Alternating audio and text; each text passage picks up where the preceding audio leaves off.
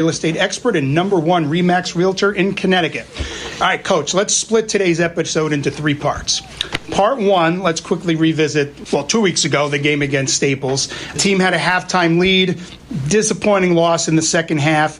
It seemed like Staples was able to exploit the defense on some screen plays, wheel routes, anything that seemed to target the sidelines.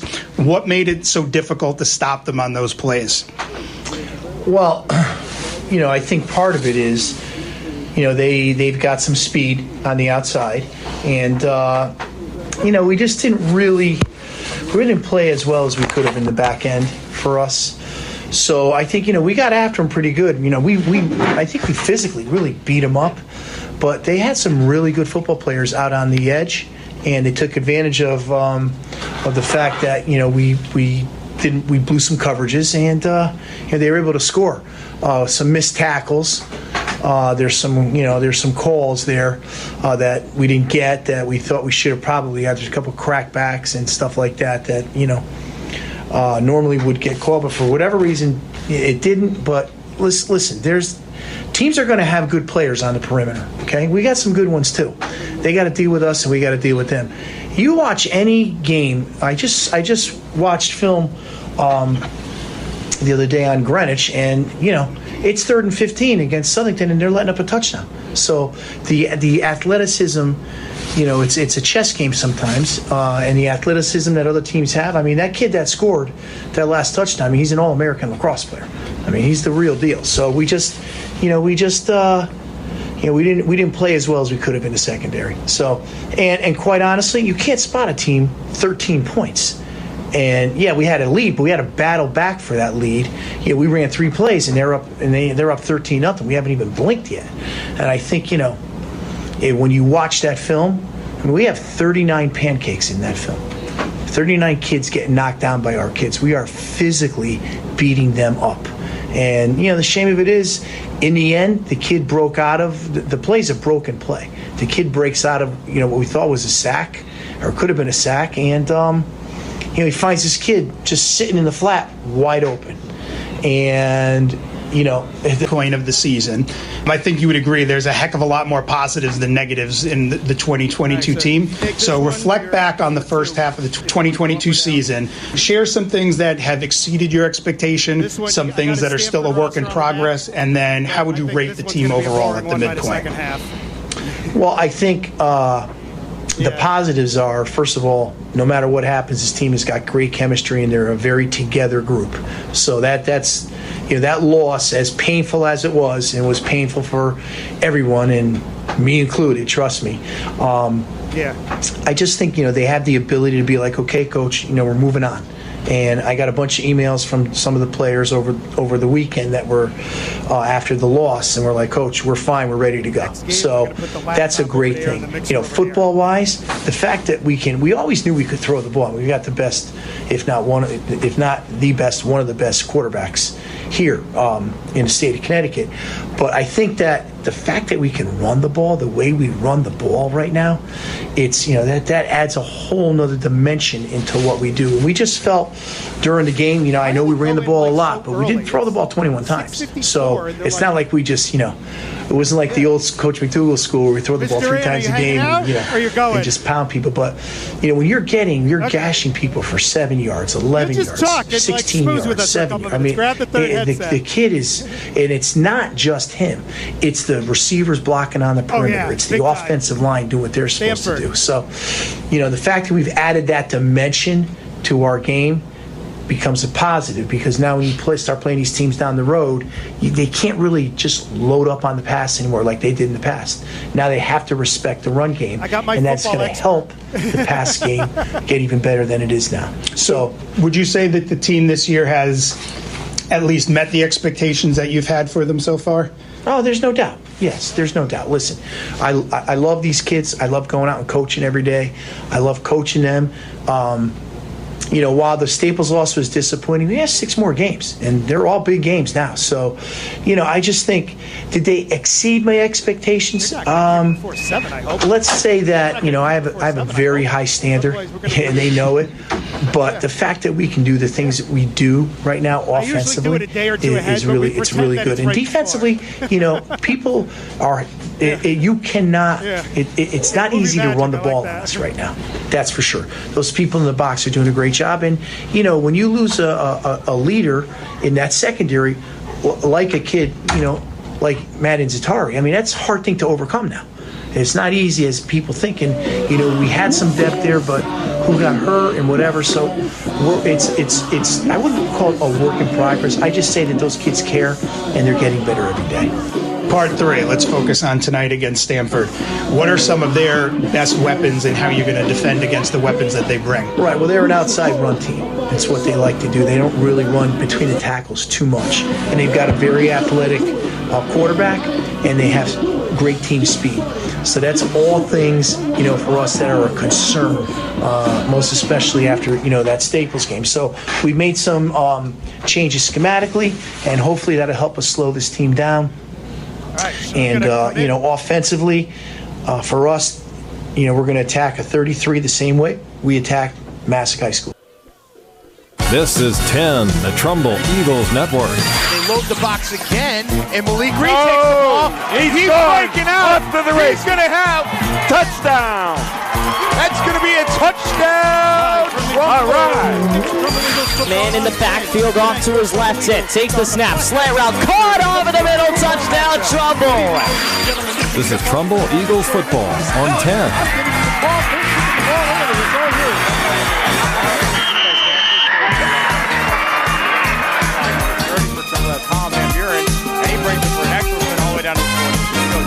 Right into it, right? See, this has happened to us twice already, where they're getting set up and they're kicking off 2 minutes before 7 o'clock. So we have to exit the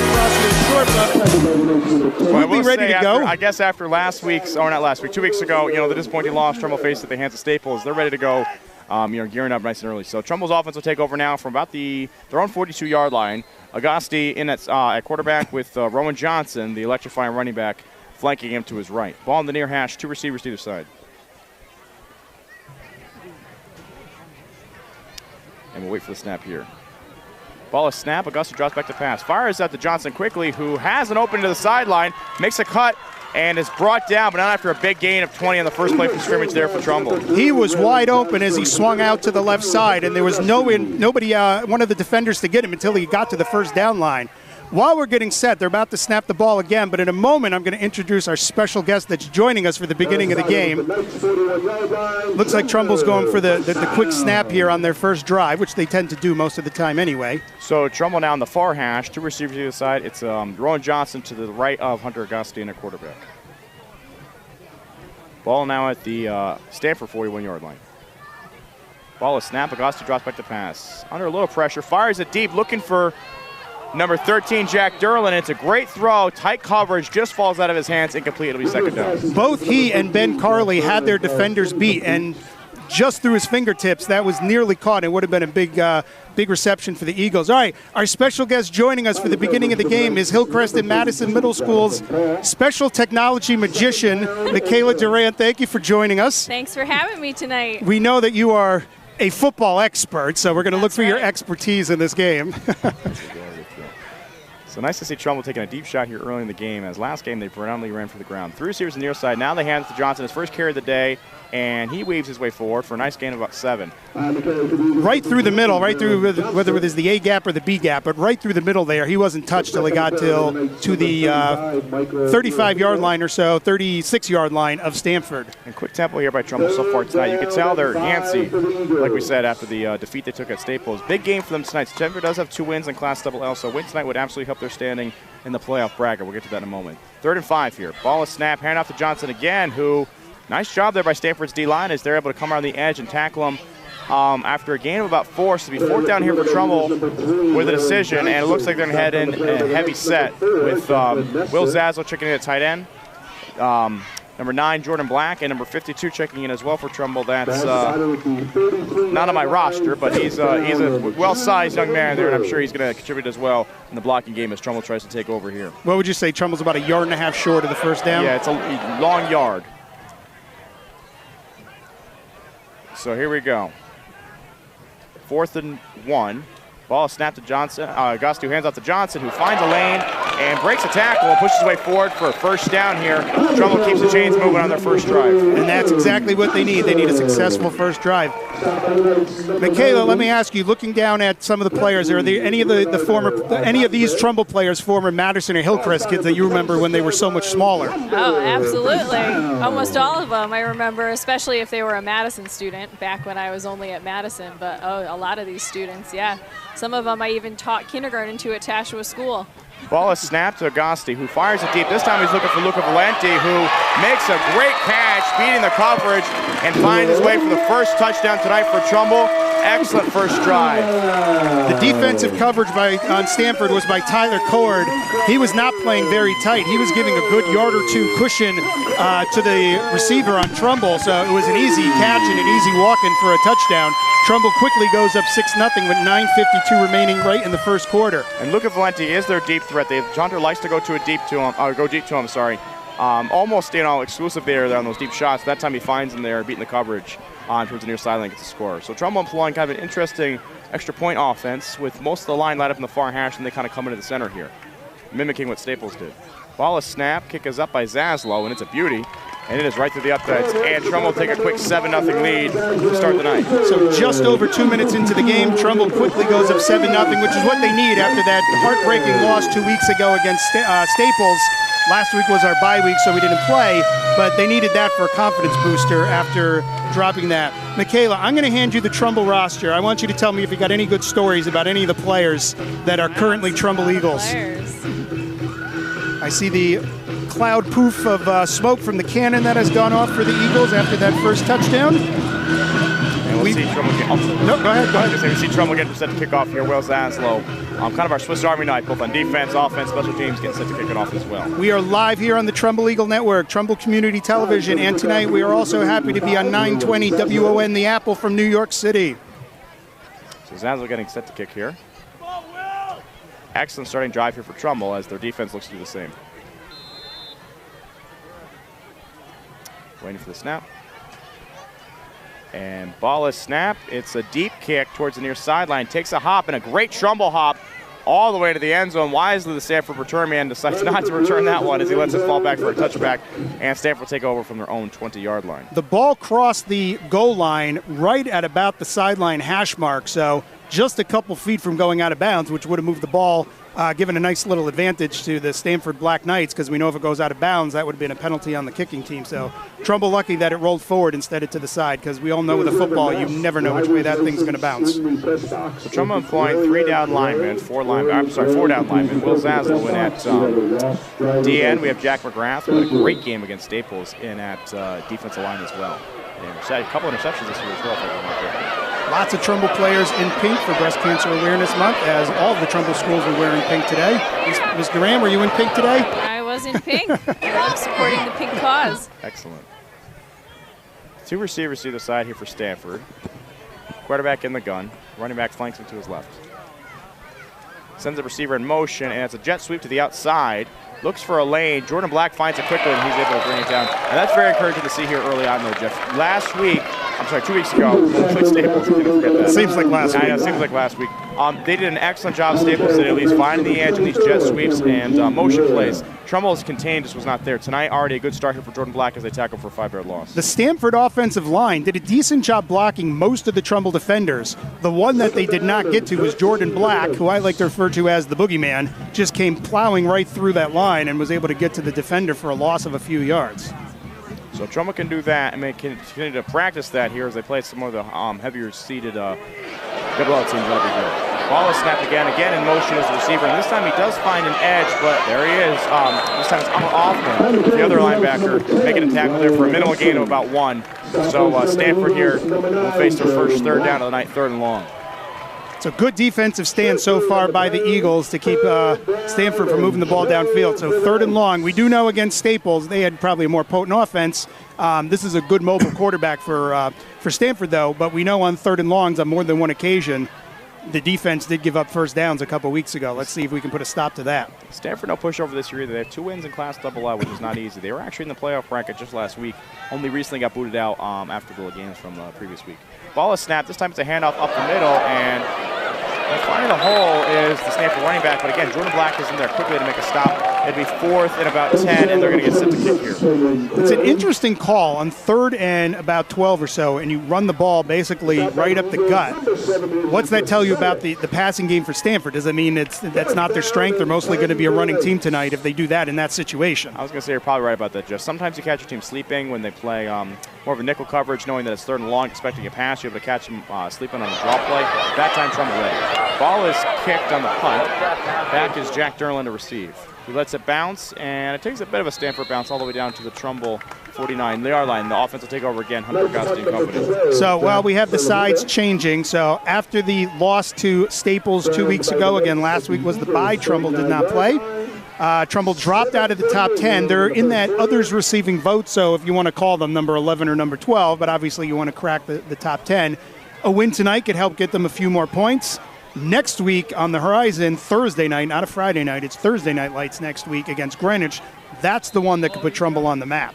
Oh, absolutely. And that's a huge game here in the Class AA standings. Right now, Trumbull sits for the 8th seed. They're still in it, but they need this one tonight and next week to make sure they slow this play. Ball is handled for Ron Johnson up the middle, and he's able to weave his way forward again for a gain of about 7. It's just so nice to see when he gets the ball. He always gains positive yardage, regardless if it's at the line or if it's at the field. He's just so good at finding that hole and slicing his way forward. He's able to do there for a gain of about 6. And you think of the people that always are able to pick up yards, like the big type running backs, like the Jerome Bettis type guys, and he's not that size, but he's still able to do it. Yeah, just shifty and quick. 3 receivers to the near side, 1 to the front. Agassi drops back to pass under pressure, fades it, rolls to his left now, and kind of just dumps it off and out of bounds to make sure that he avoids a sack, and it'll be 3rd down now, 3rd and 5. So Stanford actually good job here on defense. They've been able to get force Trumbull into a 3rd down on both their drives here. So Trumbull now facing a 3rd and 5. Last time they did not convert. We're able to convert in the 4th down play. That was a good veteran decision by Hunter Gusty. He scrambled out, and then he realized, I'm still behind the line of scrimmage. I'm just going to toss it out. That way I don't want to make a big mistake and do something silly. So 3rd and about 4. The Stanford line keeps jumping. And Trumbull takes advantage of that, as now they are able to draw them off sides, and I believe pick up a first down as a result. So that'll move them, over the first down marker. So that's an easy way to get a first down. Trumbull will take whatever they can get here. Huge crowd on the Trumbull sideline again tonight. We love it. There's a regular black hole. There's like an alternate student section on the scoreboard side of the stadium as well. So it's love to see the students absolutely everywhere. The underclassmen there, but that's so exciting here to see the Booth Hill night for one of the local elementary schools. It's so exciting to see so many fans come out to support the team. Ball is snapped, drop back to pass. It's Augusti under pressure, fires it deep, and had a man. It's number 28 for Trumbull. That's Jaden Marty, had it in his hands, and unfortunately just drops it. But, man, he had caught that there, Jeff. I think it would have been 6. That was a good pass by Hunter. That was spot on placed. He just wasn't able to pull that in and bring that ball down. So, 2nd and 10. The encouraging piece here, too, is it was under pressure. So, Trumbull, I'm not sure if it was a designed screen or if it was an option or whatnot, but a couple D linemen came through there, and Hunter stepped up in the pocket, took the hit, and was able to fire it deep. Augusti rolls to his right now, looking to throw. Finds Ben Carley, who slips a tackle, is knocked out of bounds. We're close to a first down here, Jeff. And there you go. There's your bulldozer. Your Bendozer. There's the Bendozer. And he's able to get his first name called for the first time tonight for a great catch. A gain of about 8. Yeah, so big catch there by the Bendozer. He was tripped up, but just like you were saying with Rowan earlier, fell forward to pick up another yard or 2. So on offense, my favorite name I like to call is the Bendozer. On defense, it's the Boogeyman. There you go. And it's an instinctive play there by the Trumbull's offensive personnel. They're always falling forward and making sure they gain yards, able to do so there. All right, so it'll be 3rd and about 3 here. Heavy set now in for Trumbull. It's Black and Carley in at fullback, and then it's Augusti and Rowan Johnson in at running back as they wait now for the snap. Ball snapped to Augusti, hand off to Johnson, and he finds a hole, and he finds a big one as he's down the near sideline being chased. but will not be stopped as he finds his way into the end zone for the touchdown. And just like that, with 6:11 left in the first quarter, Trumbull is now up 13-0 over Stamford. Cut through a hole on the right side, as far on the right side as you can on the offensive line, and just kept going through. Nobody was able to get to him, and he fell forward. The best part of that play was just watching Hunter Auguste walk off and give a high five to Coach Petrosio. You can see they want this one bad, and so far they're doing an excellent job on the offensive and defensive sides, making it work. So waiting for the snap now is Will Zaslow in the kick the extra point.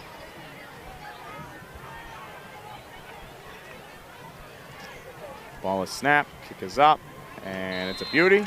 And it is good, and Trumbull now has a 2-possession lead, 14-0 here, halfway through the first quarter. So you were just saying earlier it's Booth Hill night. It's also Daniels Farm night. So we have two of our great elementary school students here cheering on the Trumbull Eagles. Got to give a shout out to the Daniels Farm Dolphins, where my daughter goes to school in 4th grade. Wonderful.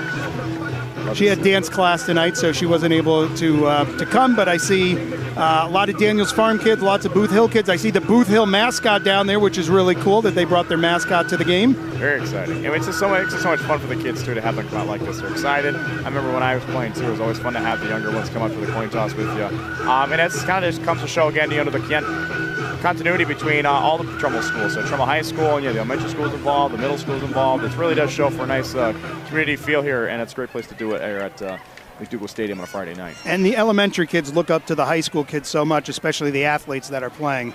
It just goes to show what an excellent product Carlos Portaggio has been building here at Trumbull High. So Will Zaslow set to do the kickoff here. Ball is kicked, and it's a line drive kick over the middle and returned by the first line here by Stamford, and he does a nice job, but is tackled hard quickly by number 8, Umar Othman, finding his way to the 35-yard line. And Trumbull's defense now gets set to kick the field again, led by number 9, Jordan Black. Jordan Black, the boogeyman, making his name and his jersey seen by the Black Knights of Stamford again tonight. Just a reminder, tonight's game is being streamed live on 10 TEN, the Trumbull Eagles Network, exclusively on TrumbullFootball.com. Stanford now will take the field. Ball on the far hash here, set at the 34-yard line. Stadium right now on your smartphone by going to TrumbullFootball.com. Ball waiting to be snapped. Two receivers to the one side, tight end and wing back to the near. Ball is handed off up the middle, and despite his effort, unable to find much room, is the Stamford running back, and he's brought down for a gain of about 2 or 3 there. It'll be second and long. In addition to the two elementary schools, I see a bunch of middle school kids, a lot of Hillcrest students coming out for the game. Love seeing them. And it's such a fun atmosphere, too. You have the smoke going off with the cannon, and all the people are here excited and ready to go. I see Mrs. Dunleavy, the PTA president from Daniels Farm School, who helped put this together in addition to the Daniels Farm Fathers Club. Quick screen out by Stamford there, and he's tackled quickly by number 7. That's Danny Kelly there for Trumbull, the senior. First pass attempt there by Stamford is completed. It's a short gain there, but they do have third and manageable here. So their first third and manageable of the night on their second drive. Let's see how the Trumbull defense responds. Can they put a stop to this and get the ball back? 5:15 remaining in the first quarter. Trumbull leads 14-0. Jeff Alterman, Sawyer Nicholas on the Trumbull Eagle Network, TCTV, and 920 WON The Apple. So 3rd and 5 here. Stanford opting to slow the tempo a little bit, which makes sense for a smaller program. Want to make sure that they give their guys a chance to set the play up. Ball is snapped. Fake handoff with time. Now under pressure, rolling out the Stanford quarterback. Fires out, and it's a good throw and great catch there near the sticks on the far sideline. And I think they're going to give it to him, Jeff. So first down there for Stanford, and you see the sideline for them getting very excited by that prospect. That was one of those passes that was on a downward angle. He saw where his receiver was, and if he put it up high, he wasn't going to bring it, so he had to put it down there. The receiver was right at the yard to gain, so he puts it down there, so he catches it, and it moves the chains. And the mobility of the Stanford quarterback being shown there as well, so he's able to evade the pressure. Trumbull coming in fairly quickly off the play. I'm almost in there for a sack. Ball is snapped by Stanford again. This time he hands it off up the middle, and he's brought down quickly for a gain of about 2. So run game not been going much there for Stanford. They've had a little success through the air. My guess, though, is based on the offensive that they run. They're generally more of a run-first team. So I don't know if we'll have to see if they're able to, employ more of the passing game and try to get themselves back in this game. 2nd down and 8. 2nd and 8 here. 4:06 left in the first quarter. Ball is snap, fake snap, and it's a QB draw up the middle, and he finds some space. as the quarterback there for Stanford is able to bring it down for another first down. So it'll be 1st and 10, ball on the 42-yard line of Trumbull. That was a bit of a surprise for the Trumbull defensive line. They didn't expect the quarterback to have the ball, so he was able to get through. The quarterback was able to get through the defensive line. By the time he got to the linebackers, they were ready to bring him down. I know you're here for the game, Jeff, but this reminds me a little bit of the West Hartford game. I'm sorry, no, East Hartford game. I'm sorry. When East Hartford had a very similar approach, the quarterback was mainly the offensive piece there, and he's very mobile. So they would do a lot of jet sweeps, a lot of QB draws, and had some success with it early in the game. So Trumbull going to have to think back to that game in order to how to stop him here. Fake handoff now. Quarterback draws back to pass, fires out, has open man, and makes a great catch. One-handed snag there. Is the tight end there for Stamford on the little corner route, and so far here, Jeff, Stanford's moving the ball on their second drive. They have some very nice passes so far on this drive, which makes me question on 3rd and 13 earlier, why would they have run it? So it's a gain of 14 on the play. Fake handoff again. Quarterback drives back to pass, fires up the middle, has a man, and almost makes a great one-handed grab there. Is the receiver for Stanford, but in coverage there's number 28, Jade Marty. A little off there, so Stanford did have an opportunity to snag that one in, but unable to do so. The receiver went way up in the air like a basketball player, had his arm up in the air to bring it down, and he almost caught it, which would have been a great catch, but it wasn't an impossible catch to make. So I think Trumbull just called the timeout. 3:17 remaining in the first quarter. Stanford's moved the ball quite a bit over the last couple minutes, so it looks like Coach B and the Eagles wanted to talk this over to figure out what's going on, maybe change the game plan up a little bit and get control of this game. Yeah, smart move, too. If nothing else, at least break the momentum of Stanford. They've moved the ball pretty well here so far this first drive. Quarterback off the play action has been having time. He's been finding some receivers with a little bit of separation. The athleticism of Stanford stepping up here for them. And the inexperience of the secondary for Trumbull starting to show a little bit there. So I think it's a call by Marshall Petrazio, slowing down the tempo a little bit. Stanford was going no huddle there for a while. Getting changes to put the right personnel in, maybe offer a little blitz package or something to put some pressure in. I see number 16 for Trumbull, that's Warren Little, had a great sack at the end of the Staples game. Coming. He's kind of a pass rush specialist there. Kind of forced the hand there of the Stanford quarterback. So the teams are making their way back out. 2nd and 10 now, Stanford. They're going to try to continue the drive. Trumbull's going to try to put a stop to it. So tight end and wing back set to the right. 2 receivers to the near side. Running back next to the quarterback in shotgun. Receiver in motion, and the fumbled snap, and Trumbull gets their break as they're able to recover the fumbled snap. Recovery made by number 16, Warren Little, so he steps in, is able to get in the backfield and recover a fumble there. And it looks like with that, Trumbull's offense is going to take the field again. The Stanford handoff going to the quarterback, he never really had his hands on it. It hit his hands and then fell down. He never had control of it, so Trumbull was able to fall on it quickly. And Coach Moore was over in the tent looking at some film with his offensive players. He had to come literally running out of the tent to get ready to start calling the next series of plays. Well, that's a good reason to be rushed there, so knowing that you're going to go back on the field for offense. So excellent job there by Trumbull's defense being able to hold despite the movement there by the Stanford offense.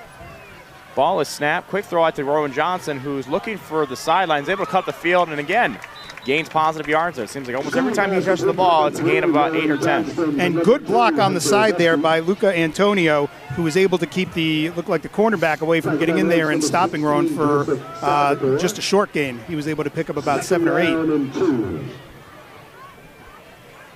So now it'll be 2nd and about 2. Augustana quarterback, 3 receivers to the far side, 1 to the near ball in the near hash. Set at the 35-yard line. Augusta looks back to the sideline, waiting for the call. Ball is snapped. Handoff is to Johnson, who looks for a hole, and nice job there by the Stanford defense being able to bring him down. However, it's not before he picks up a first down gain of about 5. The first contact on him was at about the 36-yard line, but he just kept going forward, and now they're placing the ball. Originally it was at the 40. They moved it to the 41. So even when they get a hand on him, he's still able to push forward and pick up a few more, and you were just talking about that a few minutes ago, Sawyer. So now Trumbull with 2 receivers either side. Ball still in the near hash. Carly in at tight end now, or receiver. Ball is snapped. Augusta looks to throw. Fires it over the middle, has Luke Antonio, and just overthrows his target. Incomplete. Had he been able to hit him in stride, it would have been an easy touchdown there, as he had his defender beat by a good 5 yards. Too bad that was overthrown, because just like you said, he had that defender beat by a good amount, and he would have taken it all the way to the house. Couple little off-air throws there for Augusta the past couple weeks here, so we'd like to see him kind of settle down a little bit. He likes to throw to Luca Antonio deep. However, he needs to make sure he settles down a little bit because our plays like that need to connect, especially against teams like Greenwich or St. Joseph on the schedule. It looks like it's a holding call against Trumbull, and then I'll bring him back 10 yards as well. So regardless, had the play stood or had, the completion been made, it would have still been brought back. First and 20 now. So the incompletion does not stand, but the holding call does. Ball is snapped. Auguste rolls to his left this time, looking to throw. Fires, whips it out to Jack Derlin, but it's incomplete under heavy pressure. Another flag thrown towards the near sideline. I don't know if it's going to be a call against Trumbull or Stamford. Looks like Jaden Marty and the defender of Stamford got tangled up a little bit there. Yeah, the Trumbull receiver was on the ground. We'll have to see what the call is going to be. And we'll see what the call is. Trumbull clearly is going to want interference, but we'll see what the call is. That or defensive hold, I got to imagine. Unless there's a push off there by Trumbull, but he wasn't the intended receiver. Okay, so holding penalty against Stamford, so that should move Trumbull back up at least 5 yards. I'm sorry, I would bring him up 10 yards, it looks like. Just about. So they're going to get back the yards that they just lost earlier. So Trumbull catches a break there on the first down pass. And almost as if the last 3 plays didn't happen, Trumbull's now first and about 13 here. Ball at their own 38-yard line. Auguste drops back to pass, looks to throw. Under pressure, now fires again, looking for Antonio. And the ball goes just through his hands there. Tight coverage, but it was a great throw. It was right on him. And he's unable to bring it in, so it'll be second down now, second and 13. Perfectly placed pass by Hunter Auguste right to Luca Antonio. But just like Sawyer was saying, very, very tight coverage, and he was able to just get him out of his rhythm enough so he couldn't bring the ball down. But a perfectly placed pass by Hunter. You can see Trumbull trying to get Hunter into a rhythm here on offense, at least as far as passing the ball goes.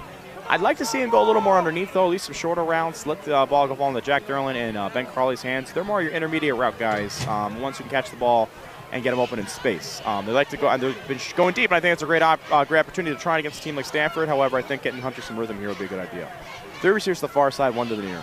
Auguste gets the snap, rolls to his left this time, under pressure, and kind of dumps it out there. Trumbull's offensive line here having difficulty picking up the blitzes here for Stamford, and it'll be 3rd and long. Yeah, that seemed like a miscommunication there. Hunter put the ball down, not even sure where he put it. The nearest receiver was a good 5-10 yards away, so I think that was just miscommunication between the quarterback and the receivers.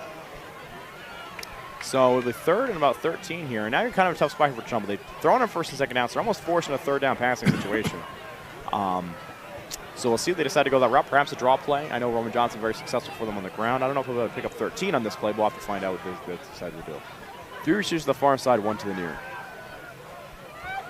Auguste drops back to pass. Under pressure again. Now he rolls to his left. Now he scrambles. And he's brought down hard after a gain of about 6 or 7, so it'll be short for sure, and Trumbull will punt. As the hit was made on Hunter Auguste, he did a spin in midair and landed square on his back. Luckily, he got up and ran right off the field. He looks perfectly fine, but that was a bit of a hard hit. So Trumbull's going to have to punt the ball away. Minute 27 remaining in the first quarter. I see the first update on the big FCAC match tonight. St. Joe's is down 7-0 to Greenwich. That is definitely the FCAC game of the night to keep an eye on. If you're a Trumbull fan, probably room for St. Joe's here as Greenwich is in our Class AA playoff standings there. Ball is snapped to Lozazlo, who gets a great punt high and deep. Look for Stanford. He calls a fair catch, then decides not to touch it, and Trumbull will do so instead, down by Jordan Black at the Stanford 26-yard line. So for Trumbull there, unable to convert their first 2 drives, ended in a score. This one on not, and the defense will take the field again, looking for another turnover or anything of the like. As you were just saying, Sawyer, between the Greenwich and St. Joe's game, it helps Trumbull for Greenwich to lose to St. Joe's, but asking the Trumbull fans to root for St. Joe's. I suppose you're right, Jeff. That's a tough pill to swallow. I'm thinking analytically here, and yes. Everyone else will be thinking with their hearts. So I take it back. So Nate, we want neither team to win. A 0-0 tie. Yeah, exactly. And however, if you happen to see Greenwich pull, St. Joe's pull ahead here, don't get so upset, folks, because that could help us in our standings. The here. rare occasion we root for St. Joe's. Exactly.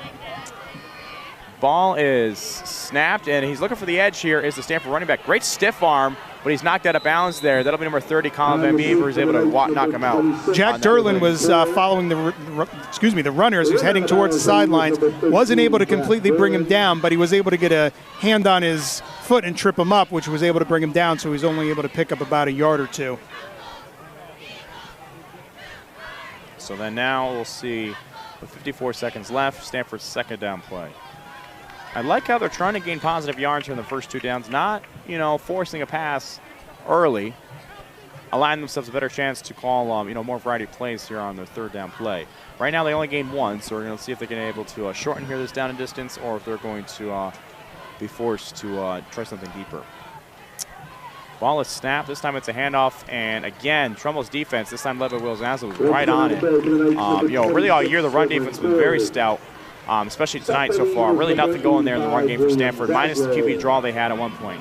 And I'm looking to see a few more play action didn't work for them earlier in the game, so I'm looking to see a few more play action options here, or perhaps some QB boots, as Stanford's quarterback is very athletic and has been able to move the ball with his legs, less than the conventional way that they've been doing so far tonight with the running game. And that's what Coach P, I don't know if we got to that part in the pregame show because we had to cut it short because of the early kickoff, but that was exactly what Coach P was talking about, saying that the Stanford quarterback does have the ability to move, and they like to run which is what they've done tonight. They like to run the ball to the outside. They don't do much right at the gut in the center. So it'll be third and 7. And that's going to be the end of the first quarter. While the teams change sides, the Trumbull Eagles and the Trumbull Touchdown Club would like to thank our sponsor, AFC Urgent Care. Please visit them for your health care needs, including COVID testing, vaccines, including flu shots, physicals, lacerations, and much more. All health care services you would get in an emergency room without the wait time. Your time matters. COVID rapid test results in 15 minutes. PCR test results in 30 minutes. You can find them locally in Bridgeport, Fairfield, Shelton, and right here in Trumbull. So thank you to AFC Urgent Care. We appreciate your support. So the teams are changing sides. As we start the second quarter, up 14-0, I would say. All things considered, it's going pretty well for Trumbull tonight. Yep, and Stanford was driving, but the defense was able to get the turnover and take the ball away before they were able to put it in. A kind of mistake on Stanford kind of shot them in the foot there and ended their own drive more than Trumbull taking it away, but we'll take it. But overall, I would say that Trumbull's had a pretty successful first quarter. And not that you ever want to discredit an opponent, but this tonight needs to be a confidence booster for Trumbull. They have a big game coming next week.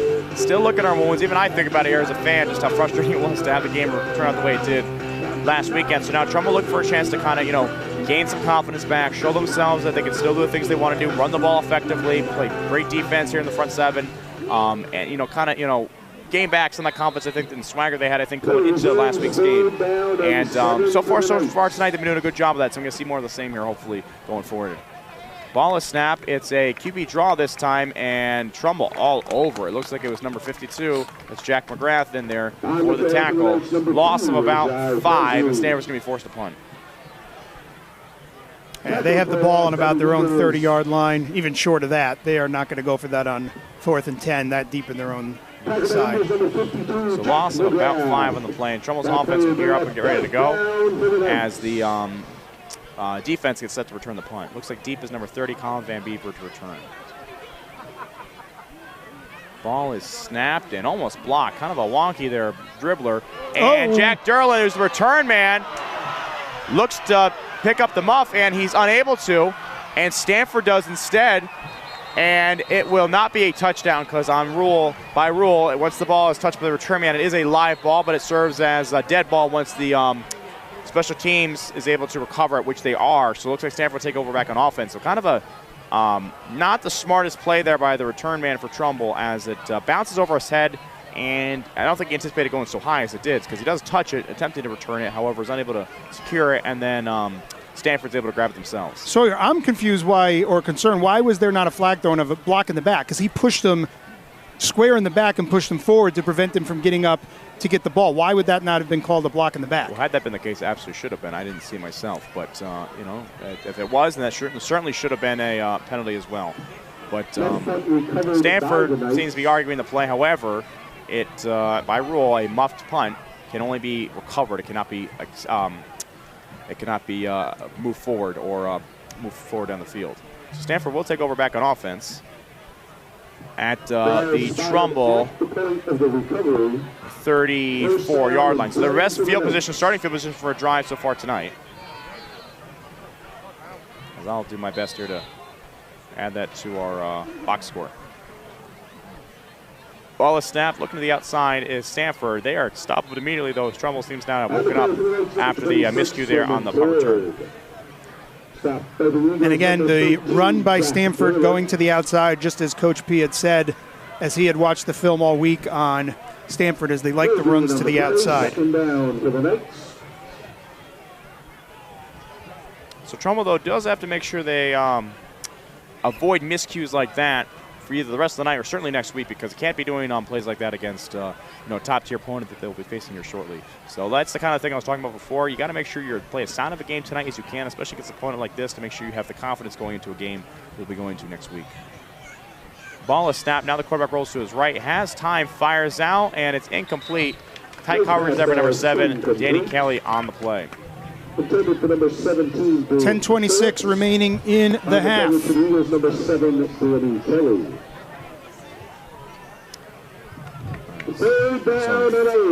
should be third down now, 3rd and 11 here for Stamford, as they're able to gain a couple yards in the first run and then an incompletion there on the second. So it'll be 3rd down. Stamford not been great on 3rd down so far tonight. They were converted 1, but I think they're about 1 for 3 or 1 for 4 here. They've not had much success through the air, minus a couple play-action passes. We'll see if they go the same route here tonight. But in a 3rd and long, you're kind of in an obvious passing situation, so it's unlikely Trumbull will bite on a play-action play. Ball is snapped. Quarterback looks to left. It's an obvious QB scramble. Then he reverses field, finds a little bit of space, but he's tackled again hard by number 8, Umar. And that linebacker duo in the middle there for Trumbull is so sound, and they're able to show that again here. Quarterback made a Bo Jackson type move where he went to the left side, put on the brakes, and then cut over to the right. Only be able to pick up minimum yardage, but an interesting decision where he tried to cut from full speed to the left back to full speed to the right. On occasion, it works. Not For in this case, though. A Bo Jackson type player, exactly, yes. But when you're playing, only certain athletes can do that. Our Trumbull defense here with Jordan Black and Umar Othman in the middle there, it's a tough sell to be able to get open. Find open space like that. So Stamford, like we said, they're in no man's land here for high school football, and also the best starting field position they've had all night. I can see why they'd be going for here. However, it's 4th and long here. 4th and long, 4th and 8.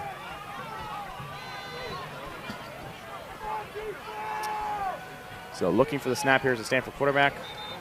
Whistle is blown. We'll see if there's a timeout, and there's a timeout here by Stamford. Their first of the evening. 9:26 remaining until half. Trumbull is up 14-0. Jeff Alterman, Sawyer Nicholas on the Trumbull Eagle Network, TCTV, and 920 WON The Apple. It is Daniels Farm and Booth Hill night here at McDougal Stadium. Packed house.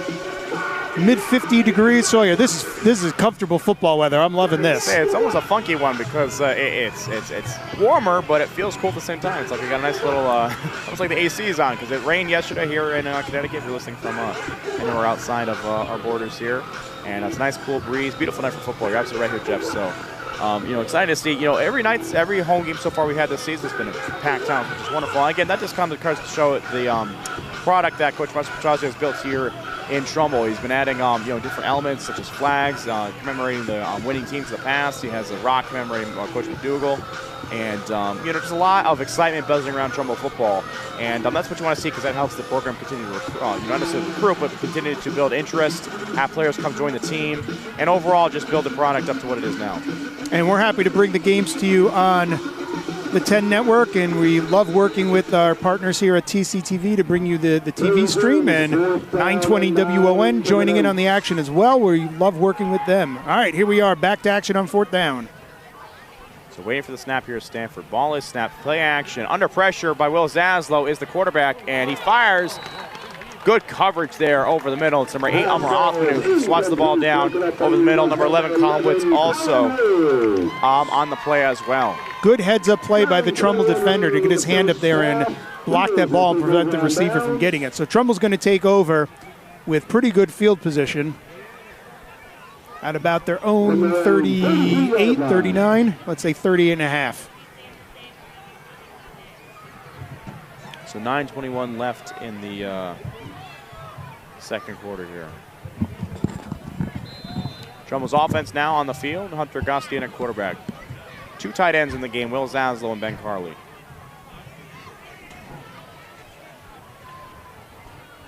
Augusti gets the snap, hands out to Johnson, who looks for a hole, and this time Stanford not allowing him one as he's able to get tackled at the edge. And there's no gain in the play, so 2nd and long. Unusual there. I was going to say unusual there, Jeff, for Rowan Johnson. Good block by the offensive lineman, Mike Citarella, by Trumbull. I think he was blocking 2 Stanford players at the same time, keeping that side open for Roman to make his way around. Didn't pick up a whole heck of a lot, but he stopped it from being a loss. So that'll be 2nd and long here. Again, 2 tight ends set. Will Zaslow and Ben Carley in. Although Will Zaslow now stepping back as a wingback, and Barton Carley staying in at tight end. Stanford, no high safety. Ball is snapped this time to Rowan Johnson, and he finds a lane, and then he finds a far sideline as he's up for the races. Outrunning the defenders. Can they catch him? And they are just barely able to, but not after a huge chunk gain there of about 45 to 50 yards all the way down into the red zone just outside the 10-yard line is the Trumbull offense now. Yep, looks like the ball's going to be placed at around, I would say, the 15-ish or so. Huge run by Rowan Johnson. Once again, he leads the state in the number of touchdowns. I believe it was 18 so far. Well, 19 if you count the one so far tonight. That's true. I forgot to count for that one. 19, I'm just thinking, looking at the stats earlier. That's amazing. So now 1st and 10, ball on the 15-yard line after the gain of 52 yards on the 2nd down run. So Stanford, stop him for the first play, but don't last as he's able to find an opening there. Augustian at quarterback. Hands ball to Johnson again, who's up the middle, and he's weaving and tripped up and then brought down, but not after another big gain of about 10 yards there. And I think he'll be inside outside the 1st down markers, and he will. So clock will continue to run. It'll be 1st and goal now for Trumbull, gain of about 11. Ball marked at the 5-yard line. 1st down and goal to go. Still 7-0 Greenwich. Over at, I would assume it's in Greenwich if it's a night game, because we know St. Joe's does not have lights. They're probably about the same time we are, about midway through the second quarter, I'd imagine. So now heavy set in as Jordan Blackchick's in at fullback. Augusti, it's directed at to Johnson, who looks his way up the middle, and he pushes his way forward, and he's close to it at the end zone, but not quite there as he's stopped just shy, about 1 yard out. The direct snap to the running back makes you think of the plays last year with Corbin Smith, how they did that a whole bunch. That does, yes. That was an excellent formation they had last year, and Corbin Smith ran it. Excellent. Trumbull now, again, waiting for snap as they are within striking distance here of the end zone. 2nd and goal from about the 1. So those of us who are here at McDougal Stadium, you might want to get ready. Listen to those sirens go off. Ball is snapped to Johnson again. This time he's pushing his way forward, and he's in for a touchdown. Make that 20 on the year, Jeff. As Rowan Johnson again finds the end zone.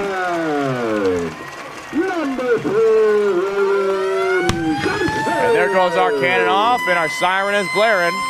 3rd touchdown of the night for the Eagles. 6:54 remaining in the second quarter. You can hear that siren by the Bendozer's grandfather, Seth Carley. And you love that. It's an excellent atmosphere. Such a great way to celebrate.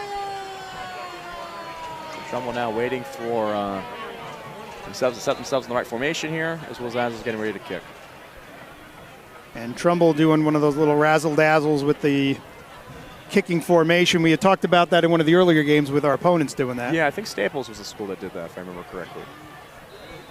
Waiting for the snap. Ball is snapped. Kick is up. Will Zaslow is 3 for 3 in the night. And with that, Trumbull takes a 21-0 lead over Stanford. All right, we'll take a quick break and be right back here on 10 TCTV and 920 WON The Apple. This is First Selectman Vicky Tesoro, and you are listening to 10, the Trumbull Eagles Network.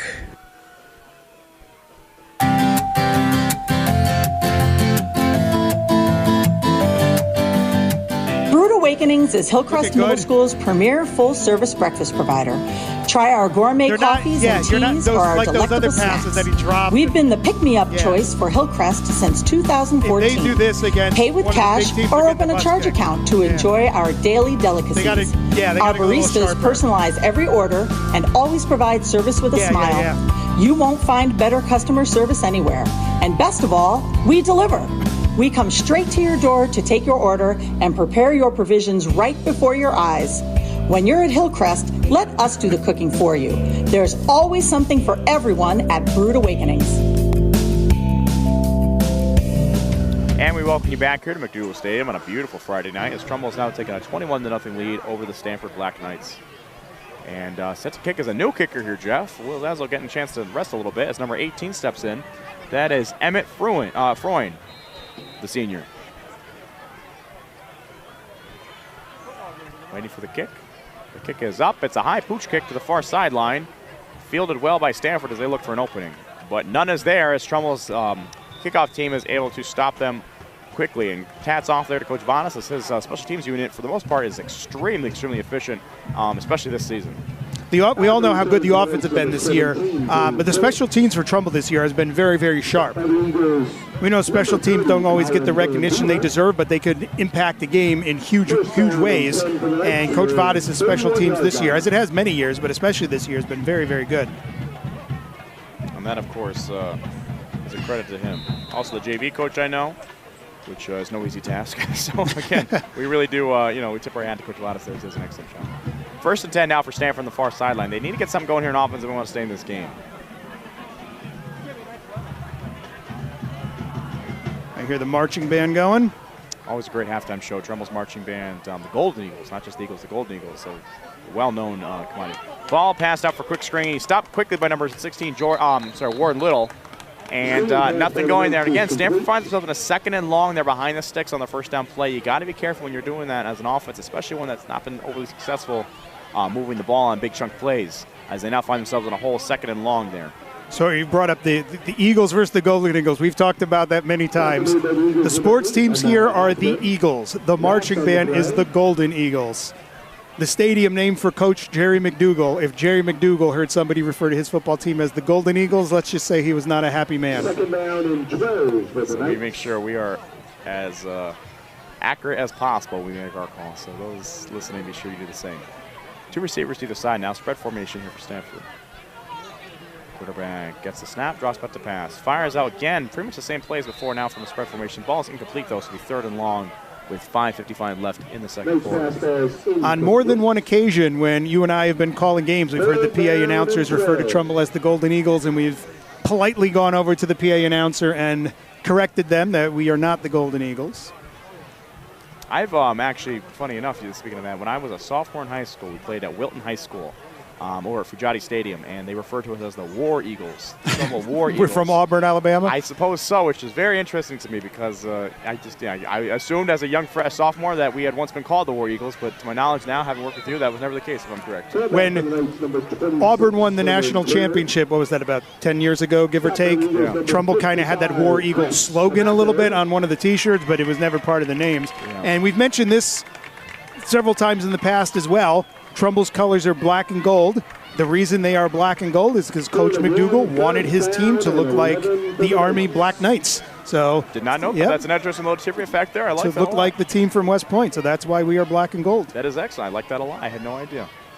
So now off the incompletion, fake punt there by Stamford, and whether or not it was designed or what, did not matter. Will Zazzle was in there for a great tackle behind the line. He says if there's going to be a punter on this field, it's going to be me. No one else should get the ball off. He's able to stop the Stamford Black Knights punter in the backfield. The punter is one of those types of kickers, we've mentioned this before, Sawyer, who they take a couple steps before they launch the ball, and it's hard to tell, was that a design run by the punter, or was he taking his steps and he just didn't get enough time to get his steps in? It's an interesting type formation that some of those punters choose to do. So Trumbull's going to get the ball with a very short field. So 1st and 10, ball in the 31. Agosti passes it deep. This time he's looking for Antonio again. And again, unable to connect on the play. It's a deep ball, great throw. Decent coverage there by the Stamford DB, and it falls incomplete. It'll be 2nd and 10. Very good pass by Hunter on target. And that's one of those things from last year to this year. How many times did we say that the ball was just a couple inches too high or too far, something like that? We've really not said that this year about Hunter's throws. He has grown so much. He was an amazing quarterback as a junior. He's even better now as a senior. Very, very accurate. Just unfortunately, sometimes the balls don't connect, and that time is one of them. So Stanford showing blitz. No high safety here. Ball is snapped. Augusti under pressure, rolls to his left, and again, just dumps it out of bounds. Able to do so because he's out of the pocket. But it'll be third down now, 3rd and 10. So he's not done great under pressure here, though, Jeff. Stamford opting to go cover 1, or really cover 0, I guess. No safety over the top. Strictly man across and blitzing with, looked to be 7 there. And it looks like there's going to be a penalty here. Intentional grounding by Trumbull as Augusti dumped the ball out of bounds. He was out of pocket, but there was no receiver even within the vicinity. So they will move him back there. So it'll be 3rd. Probably about 25 here, if I'm correct on the yardage there on the penalty. I was going to say a good veteran decision to get rid of the ball to make it an incompletion. I was a little more concerned that it was just a teeny little soft lob, well, which could pose danger. You got to throw that a little further out of bounds. So a moderately good veteran move there. A good veteran move would have been to chuck the ball at least within the vicinity of a receiver to at least sell that it was an attempted pass. That one pretty obvious as he kind of gave a little shovel pass out of bounds. They will go on that. But he didn't force the ball somewhere where it didn't belong and cost them a turnover. So he did make he is making wise decisions. That is true. No doubt about that. That is true. Ball is handed out to Johnson on 3rd and 15. So it looks like Trumbull was just trying to gain some yards back as they're able to bring the ball back to the original line of scrimmage. It'll be 4th and 10 here. So we'll see what they decide to do. I'd imagine they go for it here, Jeff, but we don't know, of course. So he was first made contact, and then everyone started moving forward a little bit. I thought maybe he fumbled the ball forward and they were going after it, but he was able to free himself and pick up a few extra yards. So 4th and 10 here. Yeah, it was a great run there by Johnson. It looked like he was going to be stopped in the back for at least for a minimal gain. However, he was able to force his way forward. That's just his running style. He's always able to gain yards. So 2 receivers either side now. Augusta drops back to pass, looks to throw. Fires it over the middle, has Jack Derlin. That time he connects on a great over-the-middle touchdown pass. Looks like it might be Derlin's first of the year through the air, and Trumbull will now take a 4-possession lead over the Stamford Black Knights. And in the second half, a 35-point lead is a running clock. So I'll have to see if Trumbull can push that even more forward. But the offense is definitely firing on all cylinders, being up by 4 touchdowns. And that's what you want to see here for Trumbull. Big game coming next week, coming off a loss. You want to make sure you can be as effective as possible on the offense and defense side, and they've shown that so far tonight. First extra point attempt is for the season by number 18, Emmett Freund, and it is good. And we are going to take a quick break with that. Hi, this is Dan Searles, the athletic trainer at Trumbull High School, and you are listening to the 10 Network.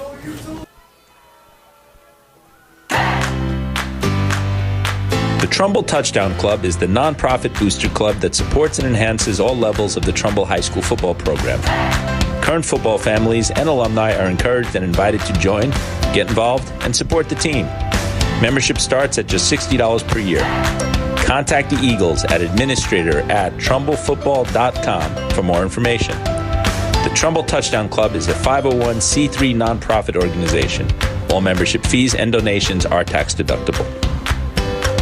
And we welcome you back here to McDougal Stadium as the fog works its way over on the field on this beautiful, cool, kind of damp Friday night. It's got that Halloween feel, as you're saying, with the smoke going. I was about to say, that's perfect. If I had a camera, I'd take a picture right now. It looks awesome. As Trumbull now has a 28-0 lead over the Stamford Black Knights. Stamford with kind of a new helmet look here. Black matte finish with the orange knight. They always thought they had one of the better uniform combinations, logo and stadium, as he's able to just barely corral the kickoff there. And great Knight so far kicking by the senior. Number 18, Emmett Freund, as he was able to pin Stamford deep back in their own field. So Stamford, if anyone is a local Connecticut football fan, their stadium is known as Boyle Stadium, and it's really cool. It's got a stone castle built around it, kind of in the middle of the downtown Stamford, not middle of downtown Stamford, but nearby downtown Stamford. A very interesting field there. A lot of state championship games have been held there as well due to the seating and really just the nice atmosphere that they offer. And in addition to a lot of state championship games there, the FCAC championship game for tons and tons of years was played there. Trumbull in 2005 won the FCAC championship, ironically, against March Petrasio's Staples Records at Boyle Stadium. It is a great facility if you've never been there before. So, it's actually almost a shame Trumbull didn't get the traveler this year, but that's okay. Next year we'll get a chance to. We were there last year. That's right, yeah. Ball handed off up the middle there for Stamford, and it is brought down quickly by number 8, Elmer Hoffman. for no gain as the clock continues to tick now. 4:10 left in the second quarter. Update on the game of the FCAC game of the week so far. Greenwich is leading St. Joe's 14-3, 7:19 remaining in the first half. So again, that's a big one next week as Trumbull takes on Greenwich in Greenwich. Huge playoff implications as well. Should Trumbull fall, they come a must-win situation for the rest of the season. Should they win, they boost themselves up towards the top of the rankings. I'd imagine definitely the top 10 and certainly high up in the double L standings. Ball is handed off again to Stamford, and he dives his way forward, but again, it's Upper Hoffman and Jordan Black there quickly to make the tackle. Gain about 3, so it's 3rd and long here. So Trumbull definitely a chance to get the ball back here. Perhaps a good field position depending on how Stanford's able to work on this play. In addition to the points and the standings for Trumbull, if they can play with Greenwich and beat Greenwich, it's not just a victory and the moral victory. It shows that Trumbull belongs with the elite teams in the state. Yes, and I was going to go off that, Jeff, too. Trumbull really looking for that first big FCAC win since in the Mark Frazio era. They had a great one last year against Shelton, which is not an FCAC opponent, so as great of a win as that was, that's kind of, in a way, they're not the top dog. They had a great one against Ridgefield, but again, Ridgefield, as successful as they've been over the years, are not who we would consider, the really, really top-tier teams. We have the Darians, the New Canaans, and the Greenwiches, and St. Joe's. So Trumbull really looking for a win against one of those big four in this Marsh Frazio era.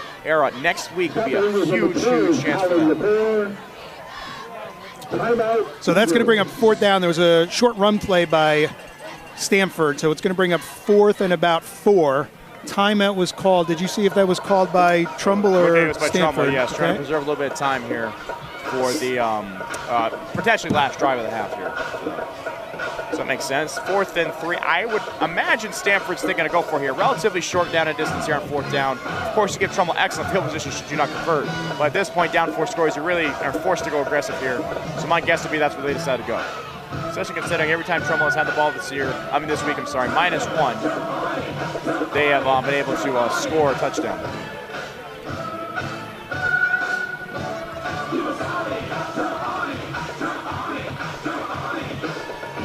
So now back deep to return. I guess Stanford is going to punt, so back deep to return is Jack Durlin. And last time he muffed the punt, it was recovered by Stanford, but Trumbull was able to stop them on defense. Beware for weird bounces. Exactly, so we'll see if he's able to rectify his mistake from the previous drive. Ball is snapped, punt is up, and it goes out of bounds, so no one has to worry about that one as it falls out at the Trumbull 43-yard line or so. And the offense will take the field, Hunter Augustine Company. Sorry, I'm a little distracted. There's a person right in front of us at McDougal Stadium with this cool pink cowboy hat with blinking lights around the outside. It's just interesting outfits, I guess. Just taking my attention off the field, looking at this neat hat. And McDougal Stadium, Halloween's coming up. People want to show off their good stuff. I guess she did a nice job, though. She definitely understood the assignment here. And dressed in very. Well, I got to ask her, Jeff, did it was any interesting outfits? You work at a school, and as soon as we know, middle school students can be very eccentric. So, is there anything you want to share as far as interesting outfits go? I'll share what we're going to do in a moment. Excellent. Empty formation here for Hunter Gossett. Drops back to pass, looking to throw. Fires out quick. He finds Rowan Johnson, who makes a great catch. Gain about 5. We're down at 240. Though being a 7th grade teacher at Hillcrest Middle School, we decided 7th grade team, our theme is going to be the Wizard of Oz. So myself, along with my grade partner, we are going to be the Lollipop Guild. I just ordered off Amazon the striped leggings so I could be the Lollipop Guild. That is fun. I love that. Ball is passed out to Luke Antonio. This time he is able to make the catch and fighting his way forward, but is unable to gain much past the catch. It is a first down, however, gain of about 7. I also saw, speaking of costumes, the Trumbull High Eagle was walking by before and had this cute little pink hat on, this cute pink cowboy hat on top of the outfit. Like seeing that, supporting Breast Cancer Awareness Month. We need to come up with a name for the Trumbull High Eagle. We really should. I'd imagine something witty, and if I, had the time to think about it, I could probably think of something a little better than what's on my mind now. Ball is passed out to number 5, Luke Antonio, and he makes a great cut and is able to gain a few extra yards after that. There's got to be something. I'm thinking something like. Alliteration is usually used. There's a couple of the starting letters there, but we could go off kilter on that if you have an idea. For Coach, like in Coach McDougal kind of thing, like Little Mac or something like. Well, I like that. That's not a bad idea. So that's already more creative than I was thinking. Here I am, an English teacher, and let's see what I come with that. Nice job there, Jeff. Math teachers are creative, I suppose. Who knew? We'll have to talk about that and come up with. I was going to say, because we find one for our star players, we might as well find one for the mascot. Augusti drops back to pass, and falling down is number 13, Jack Derlin. And he looks to be all right, but it's an incompletion. So second and 10 here. I didn't see him go down. I was looking at the quarterback as the ball was released. I'm wondering if up here, our equipment, there's a little bit of some dampness and moisture on the table and on our equipment as well. I'm wondering if on the turf it's a little wet as well, and he might have just slipped. I'm guessing that it's probably the case there. The turf monsters, they call him, probably grabbed Derlin there. On the play. So ball on 26-yard line, second and 10. All right, how about this? The Eagles' name, how about Mighty Mac? All right, Jeff, I'm going to say that. Is that a good one? That has my Mighty Mac. It has my alliteration. Mighty Mac. Has the usage of some McDougal lore. I think that's excellent. Mighty Mac. Ball is dropped back, and Gusty looks over, finds Antonio, and with a diving grab, just able to connect here. So close there on that one. Antonio wants a flag as he was being dragged down from behind. No flag is thrown. I guess they're going to say it was kind of a fair ball on that one. He was parallel to the ground trying to get that. An amazing effort by Luca. He is close. Quite a few targets here tonight. Able to connect on a couple. So third down and 10. 1:52 left in the second quarter. And Trumbull looking to punch it in one more time going into half. Two receivers to either side. Three receivers to the near side, one receiver to the far. Augusti looking to the sideline. Looks like he wants to change the play call. Has time, the play clock, with 20 seconds left. Ball is snap. Augusti looks to throw. Rolls to his left under pressure. Now reverses field. Looking for some space and throws it out of bounds again. Incomplete. It'll be 4th and 10. So, and again, the flag comes out here, Jeff. I think they're calling intentional grounding again. As there's no receiver within the vicinity. And that'll push him back. So if they'd accept the call, I believe it's a loss of down still. So it'll be 4th and probably 15 here. Now you got a tough call. Do you go for it or do you decide to punt it? In addition to there no receiver being in the area, the ball didn't make it back to the line of scrimmage, which might be one of the reasons as well that it was the flag. Well. Absolutely. So, right idea there if you're Augusti, But again, you know what? We've mentioned this before. I'd rather take a penalty than him force it to somewhere and could cost them a turnover. That is true. I mean, unfortunately, it'd be nice to get the incompletion, not get the penalty, but 4th and 15. Augusti will stay on the field as they look to at least convert or perhaps score on this 4th down play. And the penalty that he took is better yardage than if he took the sack. That is true. I do agree with you on that. So a loss of 5 would have been better than a loss of probably would have been 10, and obviously the potential of the quarterback taking a hit, which you don't want to see. So 3 receivers to the near side, 1 to the far. Luca Antonio is the lone receiver to the far side. Carly, whose name we have not called yet so far tonight. Oh, except for one time, I'm sorry, on offense. We'll see if he gets involved here. No high safety, so again, a deep shot is available if your man's able to make it beat his defender.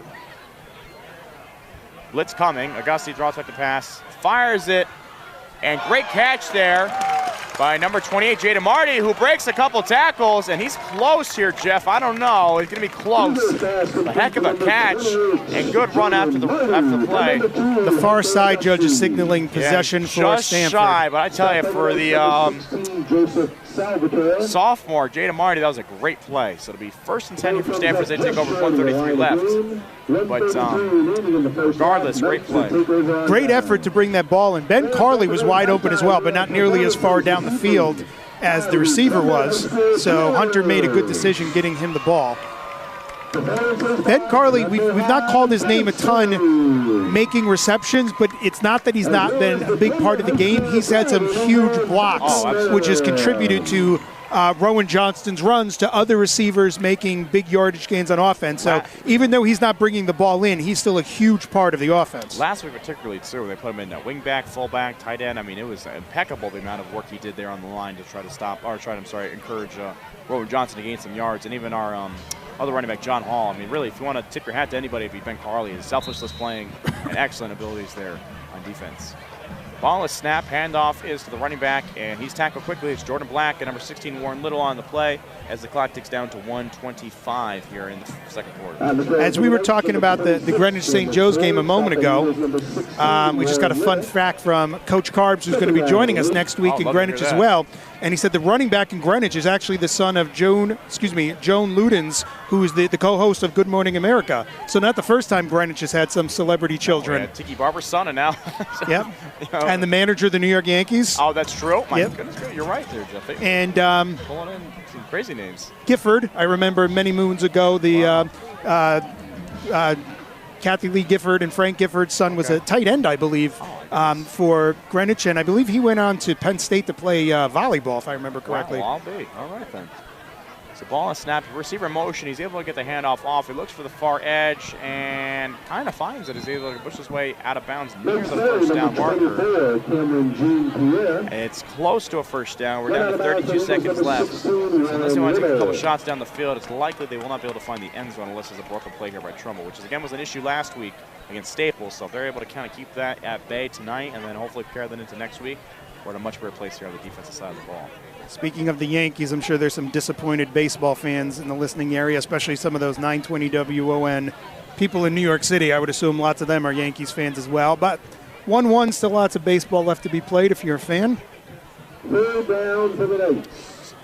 Yankees been itching for a World Series debut or win, of course. All right, here we go. 3rd and short. And it was just a handoff right up the middle. I don't think they picked up much at all, maybe a yard. Let it run to the half, I'm assuming. And timeout Trumbull. Actually, Trumbull wants the ball back here. 26 seconds left here in the first half.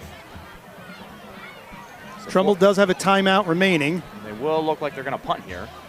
So Trumbull got to watch the ball, though, of course. If I were Stanford, at least to try to get yourself in the half without having to play defense one more time, I'd probably do a long count or something along those lines. Students from Boothville Elementary School for joining us this evening. Welcome, Bobcats. And a big hand for all those families and students joining us from Daniels Farm Elementary. See a couple of shout-outs here to Daniels Farm and Boothville.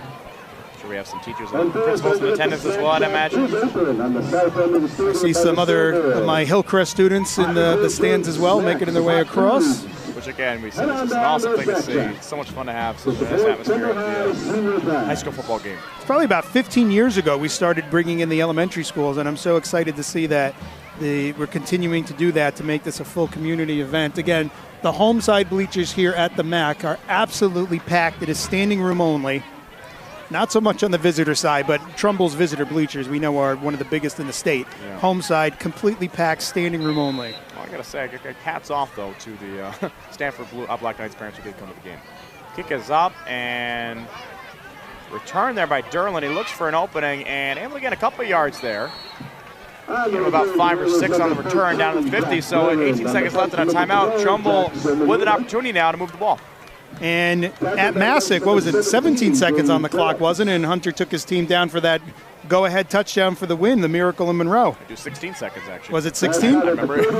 Yeah, it was so miraculous, I had to remember that. 16 seconds. So that was Trumbull very much able to here. We haven't seen any wheel action from Roman Johnson on the back. We'll see if they decide to go that way here.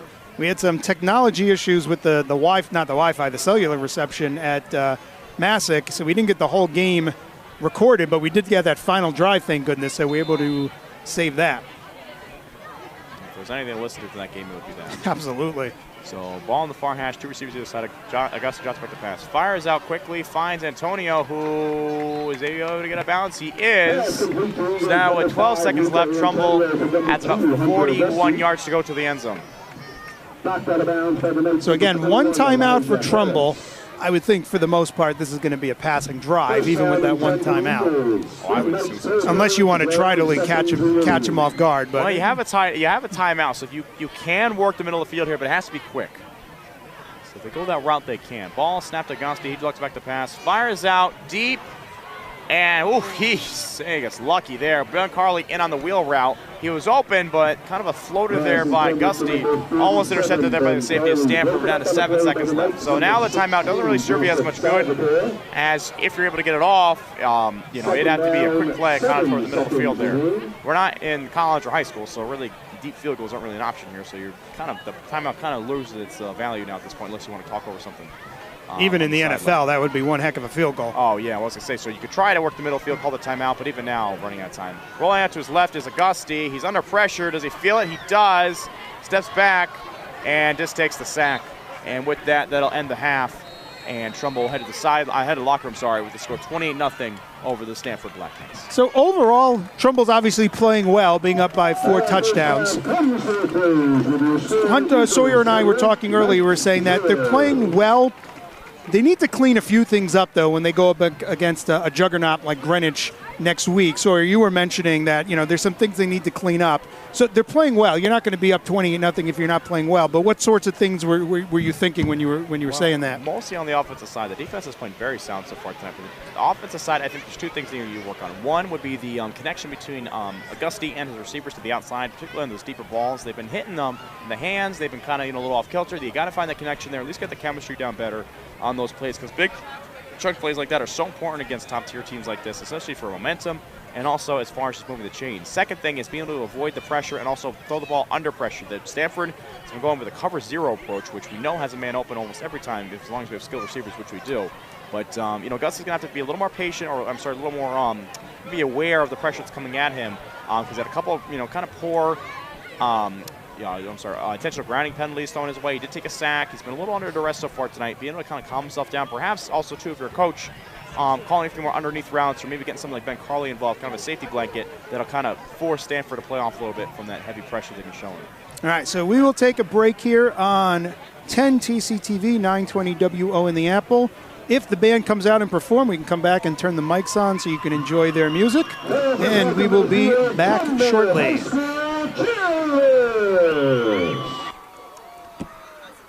Oh, good. How are you? No, let me get out of your way.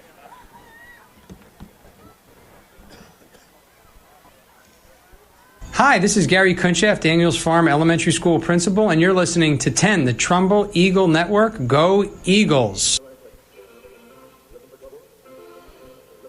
Hi, everyone. Al Roker here. As a guy with his own catchphrase, I appreciate that after 75 years, Smokey's only said, "Only you can prevent wildfires." But I'm filling in because there's a lot more to report. Well, I feel like everything's like when it's dry or windy.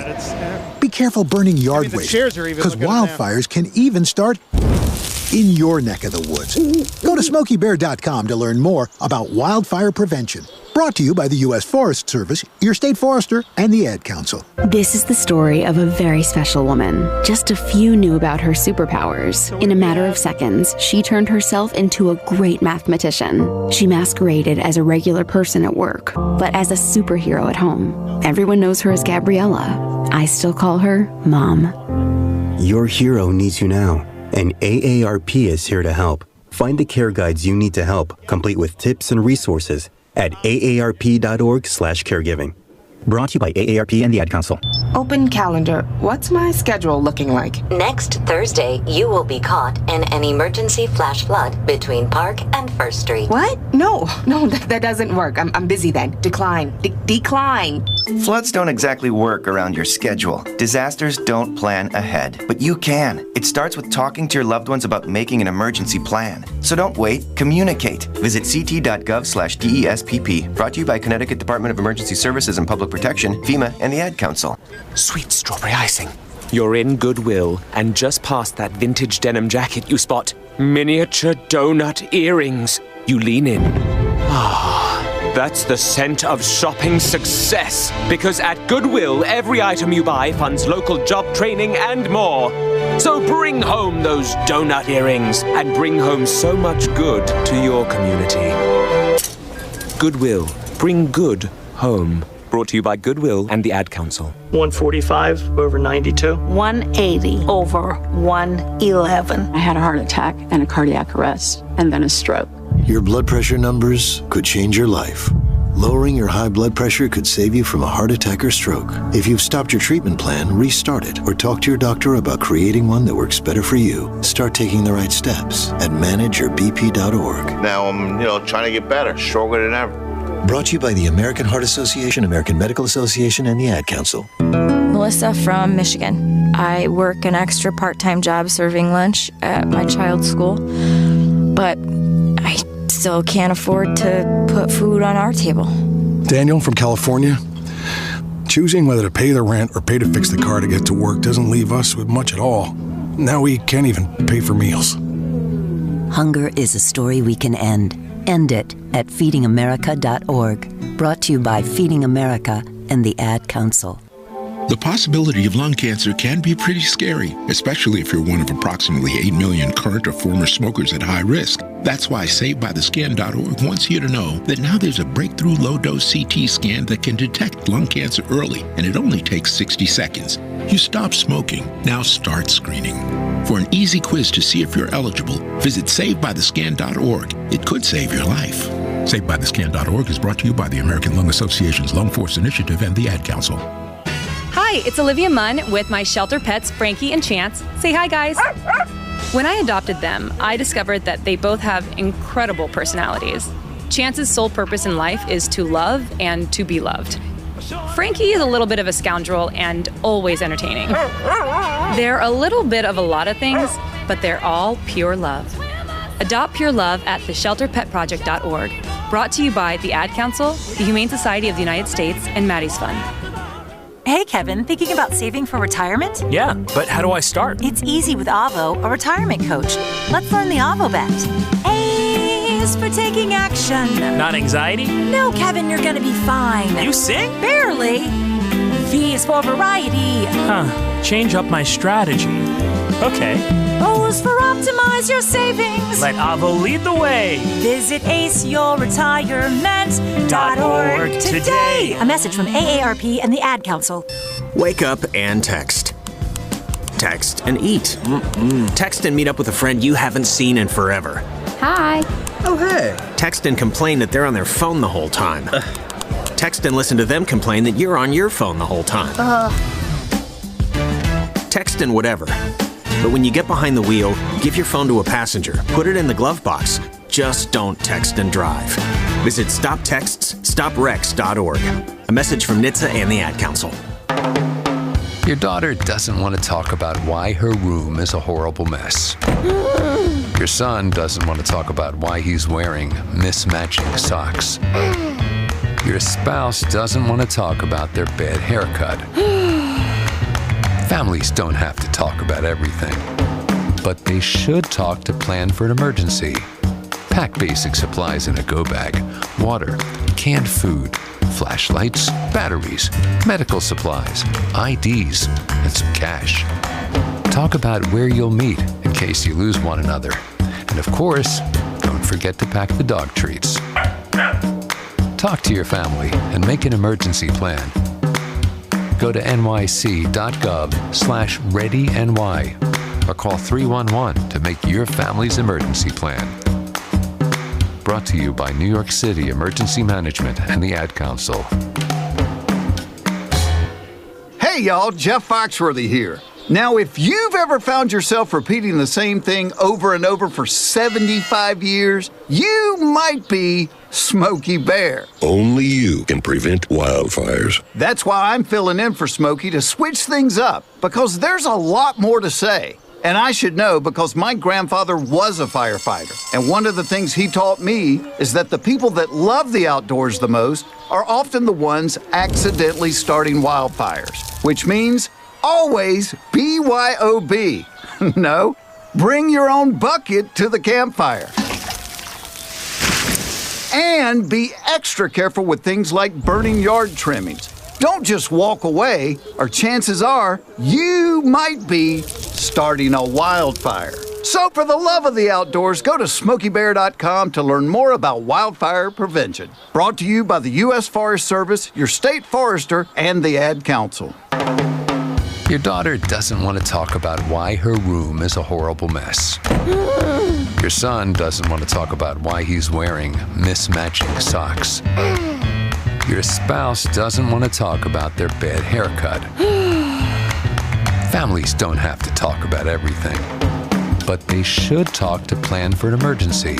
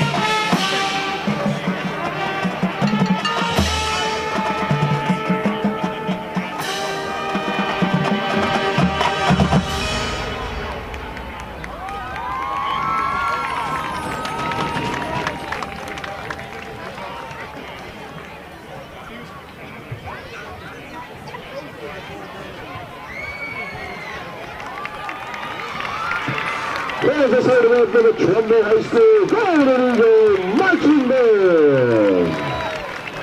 There's now time to get those 50-50 raffle tickets out. 50-50 raffle tickets. We have Lyra from Bluefield School. She's going to Hi, it's Olivia Munn with my shelter pets, Frankie and Chance. Say hi, guys. When I adopted them, I discovered that they both have incredible personalities. Chance's sole purpose in life is to love and to be loved. Frankie is a little bit of a scoundrel and always entertaining. They're a little bit of a lot of things, but they're all pure love. Adopt pure love at theshelterpetproject.org. Brought to you by the Ad Council, the Humane Society of the United States, and Maddie's Fund. Hey, Kevin, thinking about saving for retirement? Yeah, but how do I start? It's easy with Avo, a retirement coach. Let's learn the Avo bet. A is for taking action. Not anxiety? No, Kevin, you're gonna be fine. You sing? Barely. V is for variety. Change up my strategy. Okay. O is for optimize your savings. Let Avo lead the way. Visit aceyourretirement.org today. A message from AARP and the Ad Council. Wake up and text. Text and eat. Text and meet up with a friend you haven't seen in forever. Hi. Oh, hey. Text and complain that they're on their phone the whole time. Text and listen to them complain that you're on your phone the whole time. Text and whatever. But when you get behind the wheel, give your phone to a passenger. Put it in the glove box. Just don't text and drive. Visit StopTextsStopWrecks.org. A message from NHTSA and the Ad Council. Your daughter doesn't want to talk about why her room is a horrible mess. Your son doesn't want to talk about why he's wearing mismatching socks. Your spouse doesn't want to talk about their bad haircut. Families don't have to talk about everything, but they should talk to plan for an emergency. Pack basic supplies in a go bag: water, canned food, flashlights, batteries, medical supplies, IDs, and some cash. Talk about where you'll meet in case you lose one another. And of course, don't forget to pack the dog treats. Talk to your family and make an emergency plan. Go to nyc.gov/readyny or call 311 to make your family's emergency plan. Brought to you by New York City Emergency Management and the Ad Council. Hey y'all, Jeff Foxworthy here. Now, if you've ever found yourself repeating the same thing over and over for 75 years, you might be Smokey Bear. Only you can prevent wildfires. That's why I'm filling in for Smokey to switch things up, because there's a lot more to say. And I should know because my grandfather was a firefighter. And one of the things he taught me is that the people that love the outdoors the most are often the ones accidentally starting wildfires, which means always BYOB. No, bring your own bucket to the campfire. And be extra careful with things like burning yard trimmings. Don't just walk away, or chances are you might be starting a wildfire. So for the love of the outdoors, go to SmokeyBear.com to learn more about wildfire prevention. Brought to you by the U.S. Forest Service, your state forester, and the Ad Council. Your daughter doesn't want to talk about why her room is a horrible mess. Your son doesn't want to talk about why he's wearing mismatching socks. Your spouse doesn't want to talk about their bad haircut. Families don't have to talk about everything, but they should talk to plan for an emergency. Pack basic supplies in a go bag: water, canned food, flashlights. Text and work. Text and pretend to work. Text and act surprised when someone calls you out for not working. Who, me? Text and meet up with a friend you haven't seen in forever. Hi. Oh, hey. Text and complain that they're on their phone the whole time. Text and listen to them complain that you're on your phone the whole time. Text and whatever. But when you get behind the wheel, give your phone to a passenger. Put it in the glove box. Just don't text and drive. Visit StopTextsStopWrecks.org. A public service announcement brought to you by the National Highway Traffic. Of course not. Yeah, we want to make sure we leave ourselves the best opportunity for next week, and it's same for Stamford as well. You know, game not saying it's decided yet, but so far it's been very much Trumbull's momentum for the game, so we want to make sure we keep everyone safe as well. So, with that being said, it looks like number 18 for Trumbull, that's Emmett Freund, is getting set to kick off. And with that, we are underway in our second half. It's a line drive kick to the near sideline, fielded off the hop by the Stamford return man. He looks for an opening and finds one up the middle, and tackled though by number 24 of Trumbull. That is Will Carley, Ben Carley's younger brother. Maybe one day we'll build up to the Ben Dozier. Although if it comes to that, though, Jeffrey, we have to get really creative here with Will. And so that's not Ben, but we'll have to see. I was just talking with the grandfather, Seth Carley, before as he was setting up his siren, and he was saying how Will was going to get some playing time on special teams tonight. So as the Stamford runner was making his way up and nearly broke it for even more than he got, Will Carley was there to bring him down. So good tackle by Will. And then I'll bring them to the 40-yard line, I believe. Yeah, 40-yard line. Or, I'm sorry, 39-yard line of Stamford.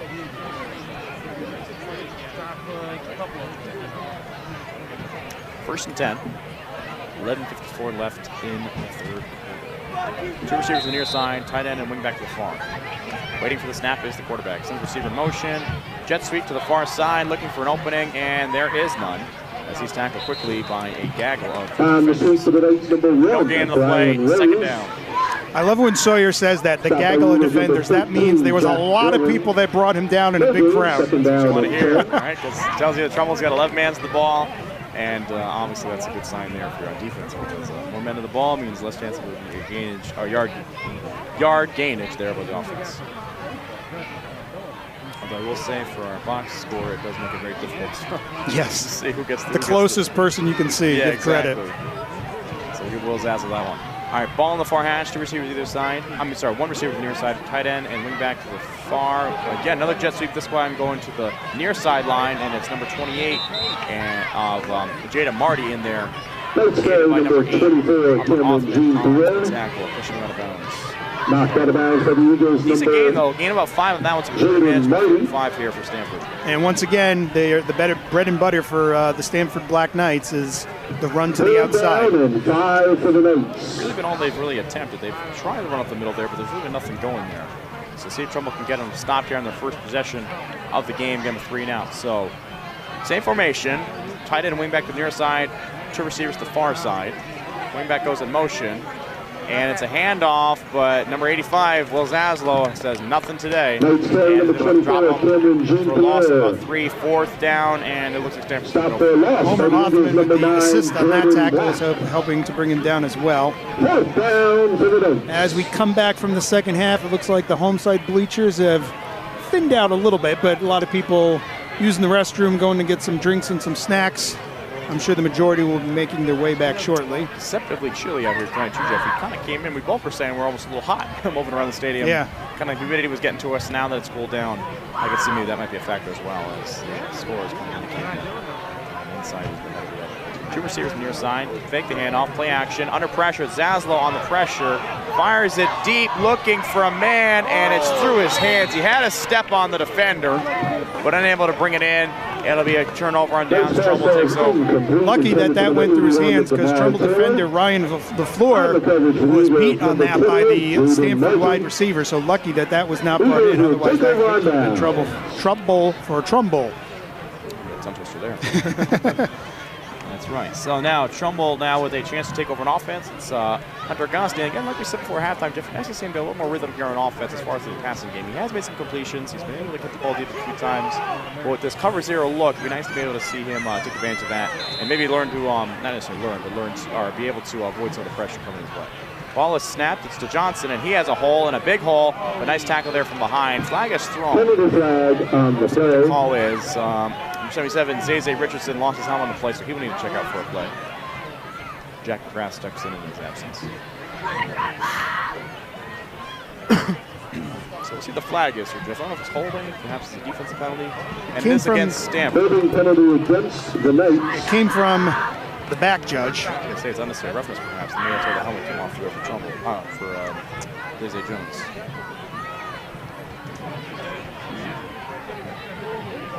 Penalty, first down and 10 for the Eagles. with that. It'll be 1st and 10 for the Eagles on the 26-yard line. 10:08 remaining in the third quarter. Jeff Alterman, Sawyer Nicholas on the Trumbull Eagle Network, TCTV and 920 WON The Apple. Thanks for tuning in and spending your Friday evening with us. Two receivers on the near side, one to the far. It's Johnson and Auguste in the backfield. Auguste gets the snap, toss up the pass. Fires out, finds Antonio, who breaks the tackle and is down the sideline, weaving his way forward and is then brought down, but after a big gain of about 20 yards there on first down.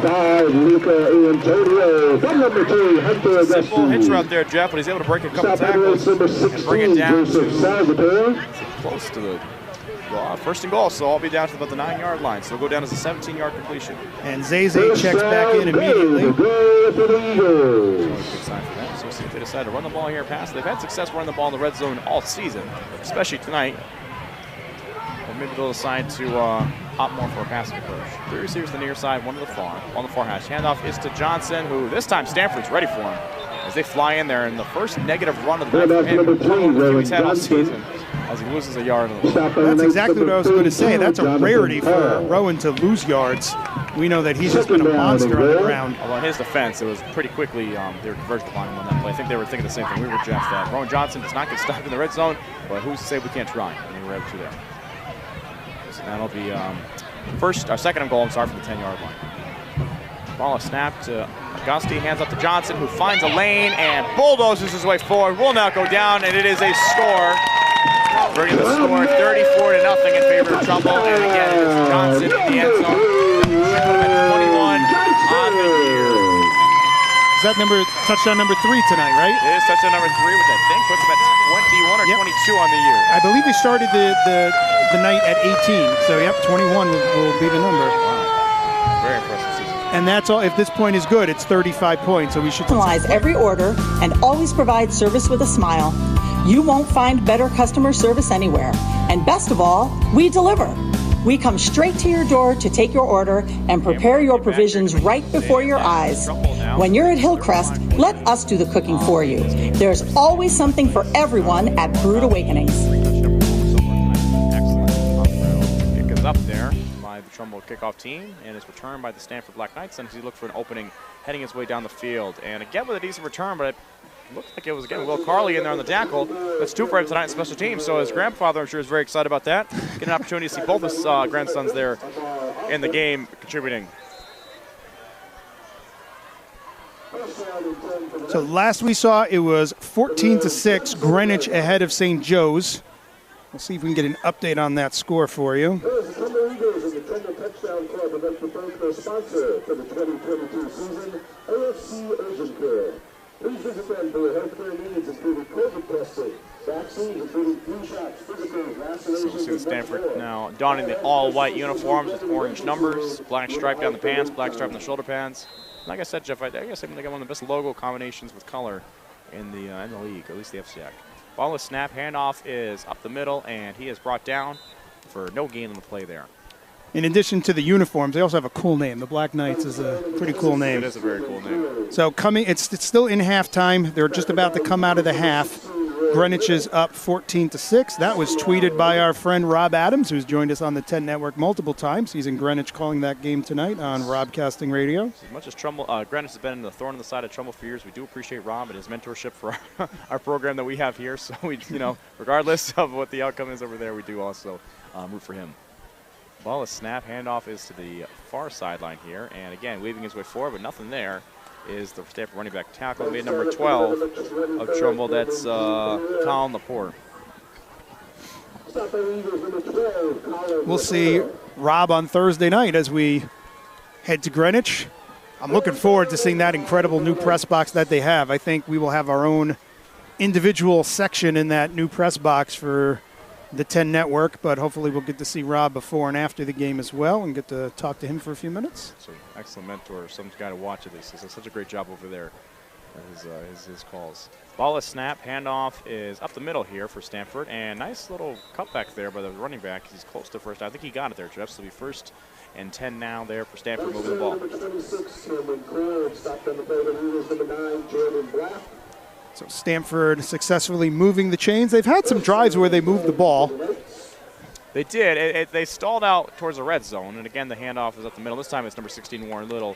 It's just been nothing going past that. You know, coming into the season, they've actually had a good start to the year. They started the game 2-0, I believe, probably past even 3-0, which of course helps us with a win tonight. You know, helps us outstanding as the Class AA. But you know, kind of that just that kind of issue they've been having in the inner city schools here throughout the whole state. Really, is just the competition's been a little weaker from those areas. You know, with multiple schools coming in one city, and players get poached and bring different spots, and it's just difficult for a program like this to kind of keep itself competitive in other environments. But so far they put up a great fight tonight. And there was that big article in the newspaper a couple weeks ago about the suburban versus the urban schools, the haves and the have-nots, about how many championships have been won on both sides. And I'm working in inner city myself, and actually coaching your youth football team, you can see it's tricky because attendance is always an issue for practice. Some players come without equipment because they aren't able to get home before the practice and things like that, and just the facilities themselves. It's definitely an issue, and I'm not sure how if there's an answer to address it, but you kind of see the gap starting to widen as the years progress here. Because I know it was not too long ago, maybe 15 years ago, Central High School was in the FCS championship game from Bridgeport, so it's not out of the question. It's just it's a shame to see kind of the progression has been in the opposite direction for a lot of those programs. But regardless, Stanford putting up a good fight tonight. Two receivers to the near side. Ball and snap. Rolling to his right. That is Stanford. Quarterback. He's being chased by Jordan Black. Not a fun sight. Fires it deep. Has an open man. And it's caught by Stanford. He breaks a tackle. And now he's down the sideline being chased by Will Zaslow, but he's unable to catch him. And with that, Stanford now scores their first touchdown of the night. A deep pass off the scramble from the Stanford Black Knight quarterback. Jordan Black nearly had the quarterback taken down, and he was able to get away past that downfield, and there was not enough defenders there to get there. He was pretty open and able to bring it across the sideline. So Trumbull's going to lose the shutout, and that's also going to mean no running clock. My guess would be that a couple new players there on the defense for Trumbull as they may try to get some other guys in the game. Ball is snapped, kick is up off the extra point, and it is good. So with that, the score is now 35-7 in favor of Trumbull. And we'll take a quick break. Be back here on the Trumbull Eagle Network in a moment. Hello, this is Brendan Moore, offensive coordinator at Trumbull High School, and you are listening to 10. Melissa from Michigan. I work an extra part-time job serving lunch at my child's school, but I still can't afford to put food on our table. Daniel from California. Choosing whether to pay the rent or pay to fix the car to get to work doesn't leave us with much at all. Now we can't even pay for meals. Hunger is a story we can end. End it at feedingamerica.org. Brought to you by Feeding America and the Ad Council. And we're lucky back here at McDougall Stadium off the first touchdown drive here for Stanford. A deep scramble and deep pass there to the receiver from the quarterback. So now we have Trumbull looking to return the kick. First time returning the ball tonight, minus the opening kickoff in the game. Back deep to return is Jack Dillon and Colin Van Beaver. Ready for this whistle, and the whistle is blown. Kick is up. It's a high, deep kick over towards Van Beaver, who fields it well and works his way up the field, finding a gap in the middle, and is tackled there at about the 26-yard line of Trumbull. So Hunter Goss taking the field again, looking to respond to the touchdown drive by the Stanford Black. Back to you were mentioning Sawyer Colin Van Beaver. He has stepped up big time in the absence of Matt Inzatari, who got injured in that first game at Massick, but he's just about ready to come back. We're waiting to see him next week in Greenwich, which would be a huge addition to the Trumbull defense. But kudos to Colin, who stepped up and really gotten the job done and did a great job, especially in that Massick game when he had to step up, not even knowing, when Matt got hurt. Here's the near side ball is handed off. I believe that's number 25, John Hall. Let's see when he gets up here if I'm correct. And so I know my Trumbull running backs here, Jeff. John Hall carry there. He's kind of made a name for himself through these past few weeks as kind of a complimentary back, more of a bruiser style to our Ronnie Johnson. Second down. Coach B is so excited about the running game because you know that it opens up the passing game when you have that dual threat. Of course, and also just the ability to move the ball, control the clock the way they have this season has been remarkable. Ball is snapped. Augusta looks to throw. Fires out again to Antonio. And did he make the catch? I think he did, Jeff. One-handed snag off the sideline. Excellent grab there by Luke Antonio. Pass is complete to number 5, Luca Antonio. From number 2, Hunter Augustine. With that, it'll be 3rd and short. So we'll just see short of the line to do. Black, 3rd down and run for the Maslow, and all the big Eagles. men come out in the field here. We're going to see Jordan Black on offense, the boogeyman. See his offensive prowess here. So we got the Bendozer and the boogeyman out on the same time now. It's a scary section. Stanford defense. We like to call him the boogeyman because you do not want to be an offensive player that sees him coming at you at full speed. That you do not. Ball is snapped to Auguste, hand off to Johnson, who finds a hole and is up the middle of the field. And is he loose? Not quite, but my goodness, he was close on that one, Jeff. Big run all the way down to Stanford. 45. He needed about 1 yard for the first down, and he picked up about 20. Exactly 20. Exactly 20 yards on that play, as my unofficial, official stats go. Nice job there by Roman Johnson on the carry. He's just so dynamic, actually. So now ball on the far hash, just above the far hash. 3 receivers to the far side, 1 to the near. The lone receiver is Jaden Marty. Jack Derlin in motion. Ball is snapped. Auguste looks to throw. Fires out deep. He's looking for Antonio. Can he get him? He does on that one. Great connection.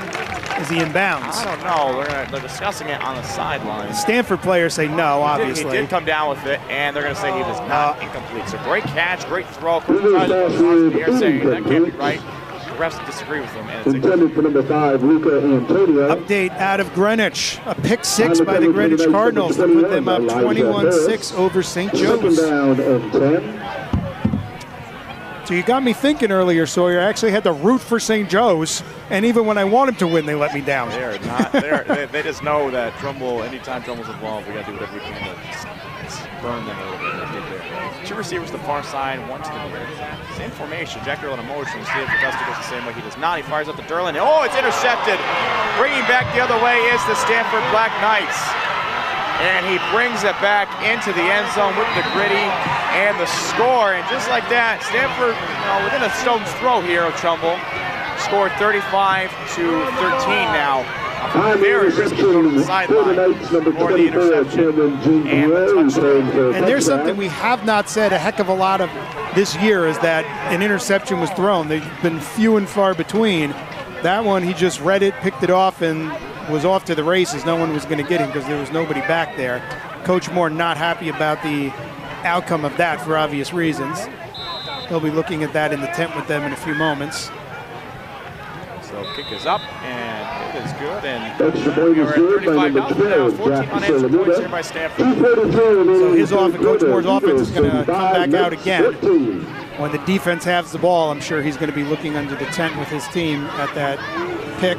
Such a risky call. We got tight man coverage. They've running coverage there the whole night. It's very tight coverage. On the delayed play action out route, you really got to have great separation. Derlin did not on that one. So just kind of an error plan again. He was facing pressure there, Jeff. So kind of an issue there for the Grizzlies.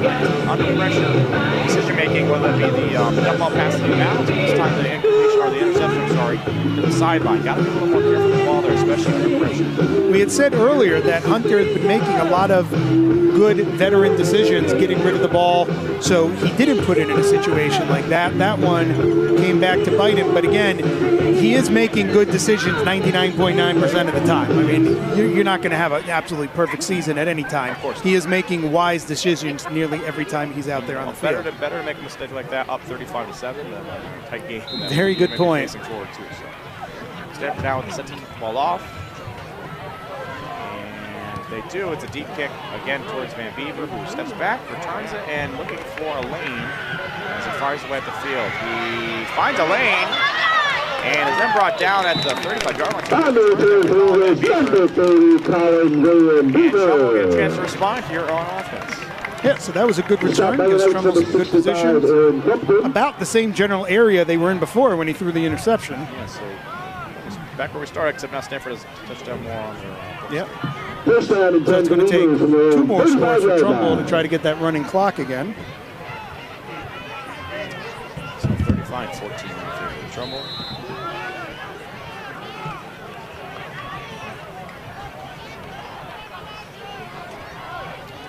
Augusta, 2 receivers to the side.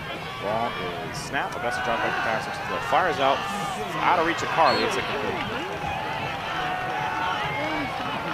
Trumbull needs to settle down, get themselves back in gear. Take a deep breath. Number 37, Ben Carly.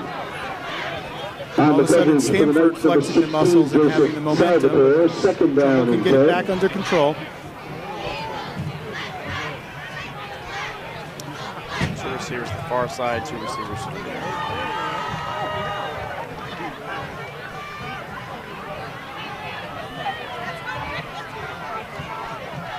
Brent Carly checks in at wing back. Jack Earl moves to the right. Whiskey works the step.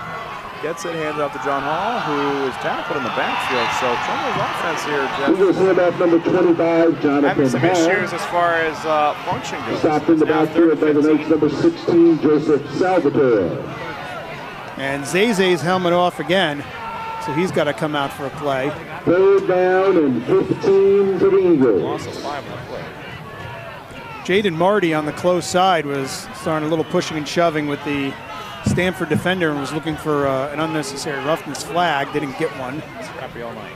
3rd and 15 now from Trumbull. So, I mean, really, if you want to keep this drive going, you should try to convert here. Don't know if they're in 4 down territory. I guess not, based on the lead that they have right now. But Stamford has momentum, so Trumbull looking for a way to kind of secure that back. Ball is snapped. About to drop back the pass. Under pressure, rolls to his left. Looks, now he takes off. And he will not get it. And the number 2, Hunter Auguste. And Trumbull's offense 3 and out after pick 6. Stanford has thrown a wrench in the works and has gotten Trumbull off their game in the last couple of minutes here. The third quarter has been, well, at least the second half of the third quarter has belonged to Stanford. Trumbull did have that early score, but pretty much since then, Stanford's starting to get control of this. We'll see what could happen here. They definitely do not want to give the ball back and let them score 3 straight touchdowns. A player too. And there comes Marty. Waiting for the snap. Ball is snapped. It's a high snap, but he's able to field it well and gets the punt off. Great punt, high and deep. Fair catch call by Stamford, and it bounces off him. And Trumbull, I think, we got it. And we do. We get it back. That's number 1 for Trumbull. Wesley Dayton. Wes Dayton. We know that name before. His brother Wade and Cooper have played here for Trumbull. Great job there by Trumbull's punt team, as able to steal some momentum back and return the ball or recover the ball there. That could be the play that swings the momentum back to the Eagles. Wes Dayton, an amazing player. There's a lot of great players on this team at every grade level, but of all the great sophomores we have right now, Wesley is definitely one of the shining stars of the sophomore class of the Trumbull Eagles. That's really what I'm excited for. I can't wait to see him. Absolutely, and he's one of the ones that takes training and weight room and practice so seriously. If you see him in the weight room, his body does not look like a 10th grader. His body looks like a 12th grader because he works so hard in the weight room. Ball is snapped. Handoff is Johnson. He looks for a hole and it's tackled quickly. Gain of maybe 1 or 2. Handoff to Eagles number 3, Rowan Johnston. He might be one of our nicknames we're going to come up with next year. Yeah, we're going to lose the Boogeyman and the Bendozer. He might be the next one in line. If you look at his brothers, you'll know he's definitely a heck of a football player. Both Wade and Wade and Cooper. Amazing players. Very, very excellent players. Tough nose, strong. Cooper was one of the Marsa's Monsters last year. That 1,800-pound offensive line. He was, and now he plays at Southern Connecticut State University, and his brother. And the third quarter from the Eagles 35, Knights 14. Looks like we got a timeout here. Oh, no, sorry, end of the third quarter. Oh, correct. So that'll start our 4th quarter now. And the tradition at Trumbull High, the Cupid Shuffle. I'd like to say that I started that a few years ago. I'm glad to see that they keep that going. The cheerleaders always have a great time dancing to that. And we had mentioned a good couple minutes ago, we were talking about the city schools, the suburban schools, and you had mentioned Central High School, how earlier, it wasn't that long ago that they were in the FCX championship game. I remember, was it in 2010, we were the underdogs playing them, and we beat them, and that was a huge upset on our end to beat Central. Their program hasn't sustained that in recent years, but 10 years ago, the 2010 season, when Trumbull went to the state championship game at Wrenchler Field, one of the teams we beat along the way was Central, and that was a major upset on our part to take them down. That win in modern times this year, we're not playing them this year, but if we were, doesn't have that carry the same weight. But back then, that was a huge win.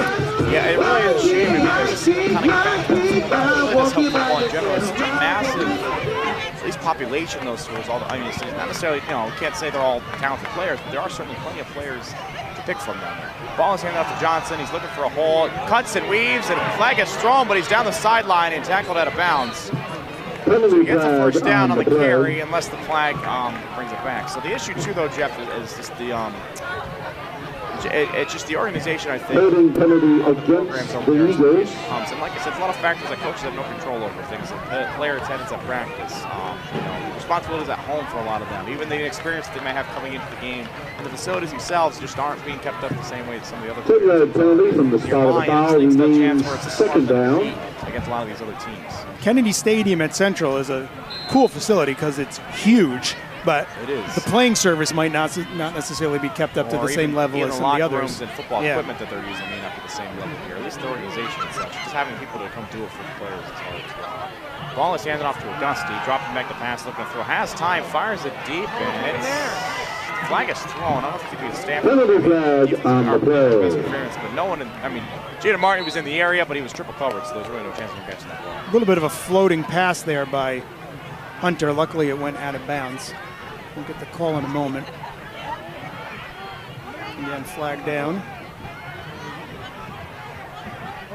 Second and 19 now. Holding penalty against the Knights. Holding against Stamford. Who do you remember, Sawyer, a couple of years ago, at least 5 years ago, if not more, the quarterback from Harding was one of the top recruited players in the area. I don't know whatever happened to him. He went to Avon Old Farm, so he was coached over to a private school. Yeah, not even a CIAC school. No, over to Avon Old Farm. So that's the thing, is those who are talented, and even to his credit, though, not that, nothing against the Harding program, of course, but they are not the level of success that Avon Old Farms has been of recently, so I can understand too, possibly. That's the thing, too, is retaining players of talent is still difficult when your program is not consistently performing to the level. Some other programs that maybe asking for play for them. Augusti passes out to Ben Carley, who's looking for some space, breaks a tackle, and he falls his way into the end zone. Might be his first of the year here, Jeff. Excellent job there on the outright by Ben Carley. Your Bendozer finds the end zone. And he was the Bendozer on that play. The defender was able to get up on him and put his hands on him. I wouldn't necessarily say that Ben stiff-armed him, but he put his hand out and just basically swatted him away. Again, first contact made, doesn't bring him down. He walks into the end zone. So touchdown for the Bendozer. You got some of that size and that speed moving down the sideline. There's really not much you can do to stop him, and they weren't able to there. So now waiting for the extra point is Trumbull. It's Will Zalsville set to do the kick.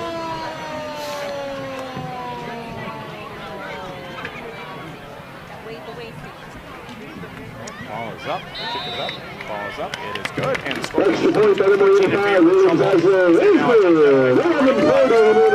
It's a 28-point lead. Back to that, the Harding quarterback we were just talking about a moment ago.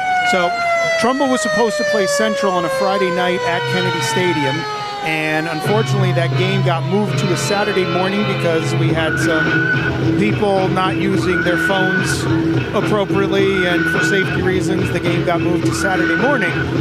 But after that happened, we played, I think we had like a 9 a.m. kickoff or something crazy, and as soon as our game ended, Harding was kicking off like moments after we got off the field. And I remember I hung out for a little while to see him play, and I was just amazed. He's like a Lamar Jackson type player with his feet. It was just amazing to watch him play. And it's too bad he didn't stay at Harding his entire career. I wonder whatever, hopefully he went to play in college. I don't even know. But he was recruited by Clemson, actually, is where he was. Yeah. He was behind Trevor Lawrence for a little while. I think he transferred from there. I'm not sure what school, though. But that's the thing. You need to have players of that kind of talent retained at schools like that in order for them to rebuild their programs. Unfortunately, they've had difficulty. Kick is up, and this one falls out of bounds. So first error there at special teams there by Trumbull. And Trumbull's defense now gets it. That was by Fruin again, kicking off. Zaslow has not kicked since earlier on in the game. So now they'll take over on their own 30. Oh, no, so they're going to re-kick. I'm my mistake. I apologize. So here I am thinking that they're going to accept the penalty. They did not. So they will re-kick.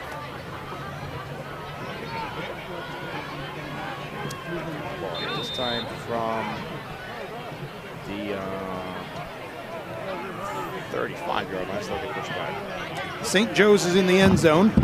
So it's now 21-13 Greenwich leads.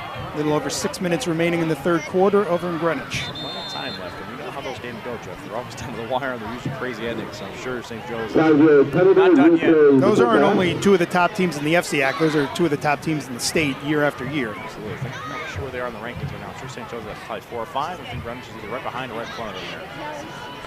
St. Joe's undefeated this season so far. Greenwich, one loss against the number 1 ranked Stellington Blue Knights. Who knocked off Greenwich correctly. That's the only loss they have this year. It's the number 1 ranked team in the state, Stellington Blue Lights. We're also in Class AA, so I'm going to see them later this year should they make the playoffs. Now Will Zazzle in there to kick. And he boots a deep one. The near sideline, returned by Stamford, looking for a hole. And he's not able to find it.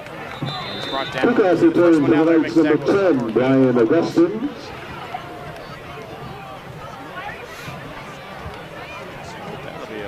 Tackle by Eagles number 6, Todd Gagner on the play. That proof of smoke has just made its way across the field after the cannon went off momentarily ago. 1st and 10 here for Trumbull. I'm sorry, for Stamford. Defense from the 31-yard line. They're trying to stop Stamford here. Most of the starters are still in for Trumbull. I would imagine soon Coach P and Coach Moore and Coach McRae will start slowly pulling some of them out. A couple who were not in previously, and that did result in a touchdown for Stanford. So I'd imagine they're trying to make sure they keep this up.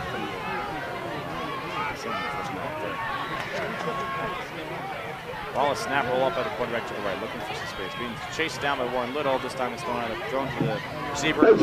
Here out of bounds. Flag is 7, Danny Kelly in coverage.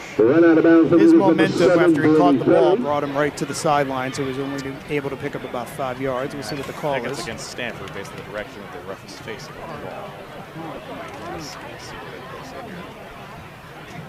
And it is against Stanford. I'm going to call possibly open. We'll find out here in a moment.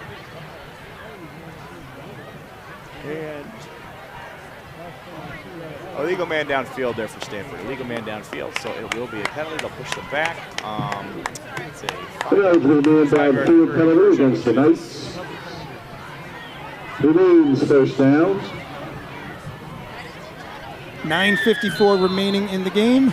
Trumbull's up 42-14 after the recent touchdown by Ben Carley, the Bendozer. Jeff Alterman, Sawyer Nicholas on TCTV, Trumbull Eagle Network, and 920 WON The Apple. Thank you for spending your Friday evening with us. Now, 3 receivers on the near side. None to the far. Tight end. After quarterback waits the snap. Ball is snap. Quarterback rolls to his left. And under some pressure, fires, and nice coverage there by Almer Rothman, incomplete. Almer Rothman was the one that prevented that from being caught, because that was a well-thrown ball right to the receiver, and if he didn't make that contact, the receiver would have easily brought that ball in. 2nd and 15 there. Nice throw, though, regardless. Was on target there for Stanford.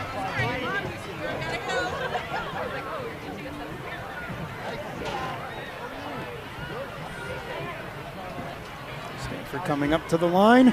3 receivers to the far side now, so same formation, just reversed. I imagine he's going to move to the right here, Jeff. Snap, I take it back, he hands it off. And number 9, Jordan Black in there for the tackle, a gain of about 5 or so on the play. Brought down by the boogeyman. So it's going to be 3rd and long, about 3rd and I'd say about 11. Merchandise here, Jeff. I think you got some killer names there, so I'll be honest with you. Enough people here, I'm sure a few would take kindly to our I like my name for the Eagle. We got to push that. I think so. Mighty Mac, I think, is a great name for our mascot here. You know, you can send them to schools. You know, you should get some fundraising with them. I think it's a great idea. I think you should definitely go that route. Miss Walden, what do you think? Mighty Mac for the Eagle, our TCTV producer. Do you like that?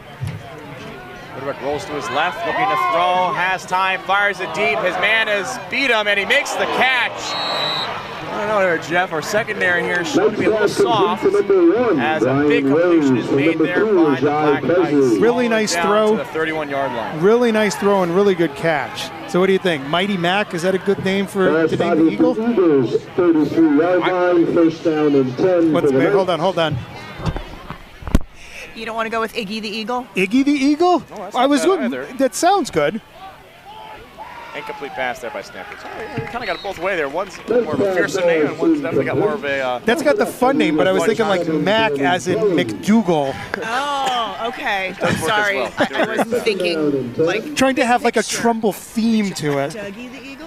What's that? Like Dougie the Eagle instead of McDougal? Like Dougie? That's a cute one. I like that. I like where we're headed here. Okay. All right, so we got It's a work in progress. I almost think a fan poll might be needed here. Yep, to kind of, get everyone involved. There we go. So, greater minds than myself here. Come up with some pretty killer ideas, so I'm liking that. All right, well, so for next play was incomplete pass. Now it's 2nd and 10 here for Trumbull. Oh, so Stanford. Trumbull looks to snap from here. Ball is snapped, rolls to his right. QB draw. Nice tackle there made by number 16, Warren Little. At least attempted tackle. Kind of cleaned up there by number 8, Armor Hoffman. The quarterback kick for the Knights, number 2, Rajai Presley. Tackled by Eagles, number 16, Warren Little. No gain on the play. No gain on the play. So that's going to be 3rd and 10 for the Knights. 3rd and 10. They've had success here at play action and deep shot. We'll see if they go that route again. This secondary has been a little consistent. I think there's a couple underclassmen stepping in now. Every game he's gotten more out of reach.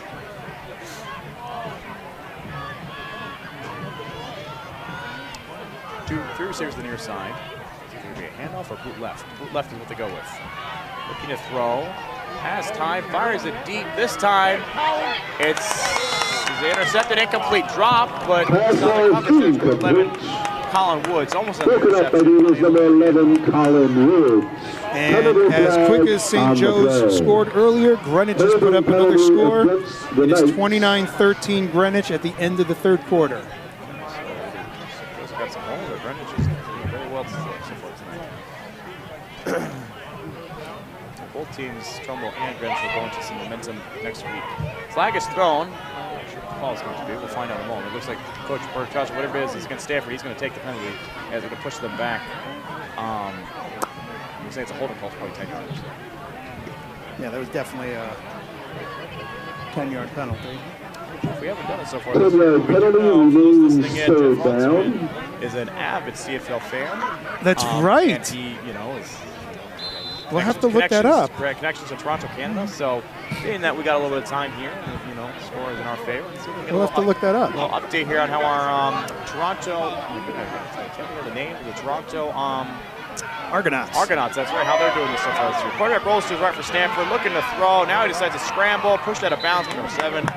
Danny Callan. The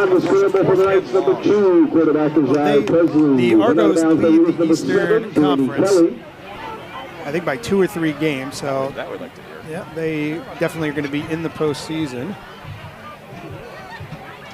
Game going on right now in Ottawa. The Montreal Alouettes lead the Ottawa Red Blacks 27-24. My Argos play tomorrow as they take on the former Edmonton Eskimos, who have now dropped that name to be more friendly to their natives, and they are the Edmonton Elk, so they'll take them on tomorrow in Edmonton. And I know that's it's nice to hear that one of your team's doing well. So they're Pittsburgh Steelers, and we're going to end up having. We're at the point where we're looking for draft picks now. I was going to say, yeah, you're all in. I've been there before too, so trust me, we've all been there. But you guys, have not been there for decades now, over decades, so it's not a great chance for you. Ball is thrown deep now. Again, he has a man, and incomplete off his hands. Nice coverage there by number 30, Colin Van Beaver. Incomplete, and Trumbull's offense will take over again. Good coverage to make sure he wasn't able to bring that down. The one thing I am happy about the Steelers, even if they don't get a ton of wins, I'm a big Kenny Pickett guy. I was so excited when they brought him into the draft, and he's played well, even if they haven't gotten the win yet with him. He has been playing very well, and he's going to be good. You got to give him a little bit of time. They have so many weapons on that team. They only have a few holes to plug. Yeah, absolutely. They got great pass runs, excellent receiving core. Strong running back in Najee Harris. Always had a bit of a down year so They just far. need the line to help Najee and some other things. And even just allow Kenny Pickett a little more time. But if they continue to stink as much as they stink in terms of wins, we'll get that offensive lineman that we need and start rebuilding. Absolutely. Absolutely. Now looking for the snap is number 2. Gusty has it to John Hall, who has a hole. He has a big hole, and he's down the sideline now himself. Looking for a gap, and is tackled inbounds. Big big run there for number 25, John Hall, down to the Stamford 41-yard line. Takes it all the way from about his own 40 to the 41-yard line on the other side. Yeah, of all my teams that I root for in football, not that there's that many of them, pretty much one at each level, the one that's got the best chance to bring home a ring this year is going to be Trumbull High. I'm a Notre Dame fan as well. They had a slow start, so we know they're not going for a ring this year. They have, you're right. College team, they have. I do like Minnesota. They're actually ranked this year pretty well. Growing up, I was a big Missouri fan, and I always loved UConn too, but UConn's been out of this. So you're a Minnesota College fan and a Minnesota Vikings fan? I am, yes. Well, preferably I'm a UConn Huskies fan. However, the UConn Huskies have, football-wise, at least not been relevant. Although this year they had 2 straight wins. They're coming back. They are. They had 2 straight wins against an FBS program too, which has been the first time since 2017 they've had that happen. Very excited about that. Like what Jim Moore's doing up there in Hartford, or Storrs, I should say. I mean, they're not going to win a national championship in the next couple of years, but they could make some noise. It'd be nice to see them become a little more competitive. Yeah. They have done this year, which is nice. I'm excited about that. So I really am a UConn Huskies fan. I remember the Randy Edsel days. The first Randy Edsel. Donald Brown, and even before him, Dan Orlowski. I used to really love watching those games. Back in the Big East had football. Then they switched to the American Conference, and then they were kind of independent for a little while. But luckily, they've, at least they've, kind of found they are in a conference right now. They're Notre Dame, actually. So they're in the same conference with Notre Dame and Army. We were speaking of Army before, too. But, that's my number 1 team. But if I put somebody else, I do like Missouri, and I like Minnesota. Minnesota's actually ranked at 17 Remember back the first time Randy Edsel was there, they went to the Fiesta Bowl, if I remember correctly. I do remember that. That was they played in Arizona, Phoenix Stadium. Ball is handed off again to John Hall, who finds another hole. Big hole. He's up near the first down marker, and he gets it. Ben Carley leading the way there on the block. Once again on the pass for the Eagles, number 25, Jonathan Hall. Hall basically saying to Rowan Johnston, anything you can do, I can do it too. Exactly. 4:04 remaining in the game. First down and 10 Eagles from the 30-yard line. Wait for the next incoming snap. It's nice to see John Hall kind of emerge in his best couple weeks. Takes him a burn off Johnson. Well, the snap handoff is to Hall, and again, he's up the middle, but this time they're able to corral him in. Once again up the middle, number 25, Jonathan Hall. Gain of a bounce. Second by number 4, Declan Nestor. 3:33 remaining. Well, Hunter's walking off to the side to have a quick little chat with Coach Petrossi. While he's doing that, I remember in 2010, Trumbull went to the state championship game at Richmond Field. If I remember correctly, they went 9-1 during the regular season. Their lone loss, the Stamford Black Knights, at home at McDougal Stadium. So we're speaking of these inner city teams, 10 years ago, being very, very relevant in these top FCF programs. And there's another example there. Trumbull making all the way state championship and losing to an inner city teams such as the Stamford Black Knights. So John Hall again looking for, I'd imagine, carrying this side of the pass. Not that one. That's John Hall. Goes up the middle, and he's bulldozing his way forward again. Eagles still number 25, Jonathan Hall. 5 left in the game. That game was probably a little deeper in the year than it was right now, maybe week 7 or so. And if I remember correctly, Stamford was down, and it was just a pass up the middle to their tight end, who went about 50, 60 yards for the touchdown, which put Stamford up, and there was not much time left, and Trumbull wasn't able to come back, and that ruined the perfect season.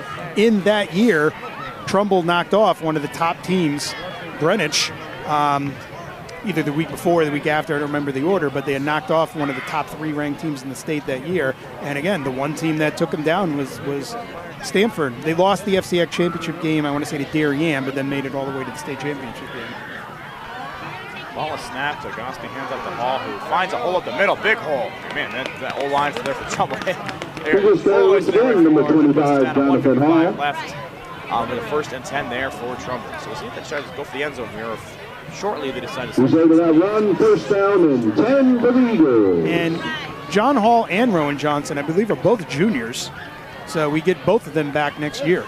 With the loss of Augusti, they'll leave a hole in a quarterback. That is going to be a big one. But we know our backfield at least should be taken care of the stable of backs we have in line there. That'll be interesting to see what Coach Moore and Coach P can come up with, who's going to take the reins. My guess it's going to be Chase Marsilius is going to be the quarterback for next year, but it's up in the air right now. You never know. We'll find out. So 1:13 left, and I think are going to go with the knee here, Jeff. 1:05 left.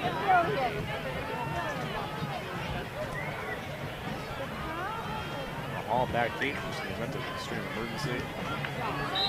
And with that, I'm going to take a knee from Gargoski, and we'll see if that ends up being, I think it'll take one more snap here before the game is over.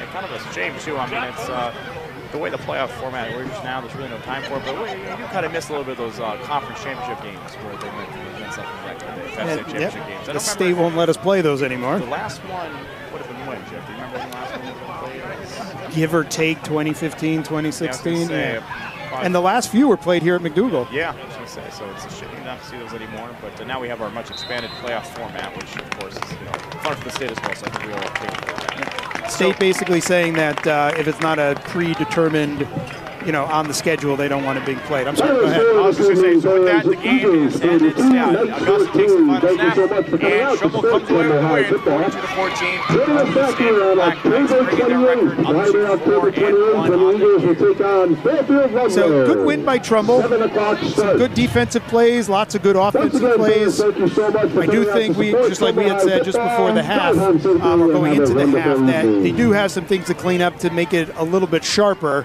As they play the best team that they face so far this year next week in Greenwich. They got away with a few mistakes in this game because they're not playing a team like Greenwich, and they're not going to be able to make those mistakes and get away with it like they were tonight, is the point I'm trying to make. Yeah, a little sloppy in some areas here, especially in offense. The run game, like it's been all year, has been fantastic. As far as passing goes, a little inconsistent on some of the deep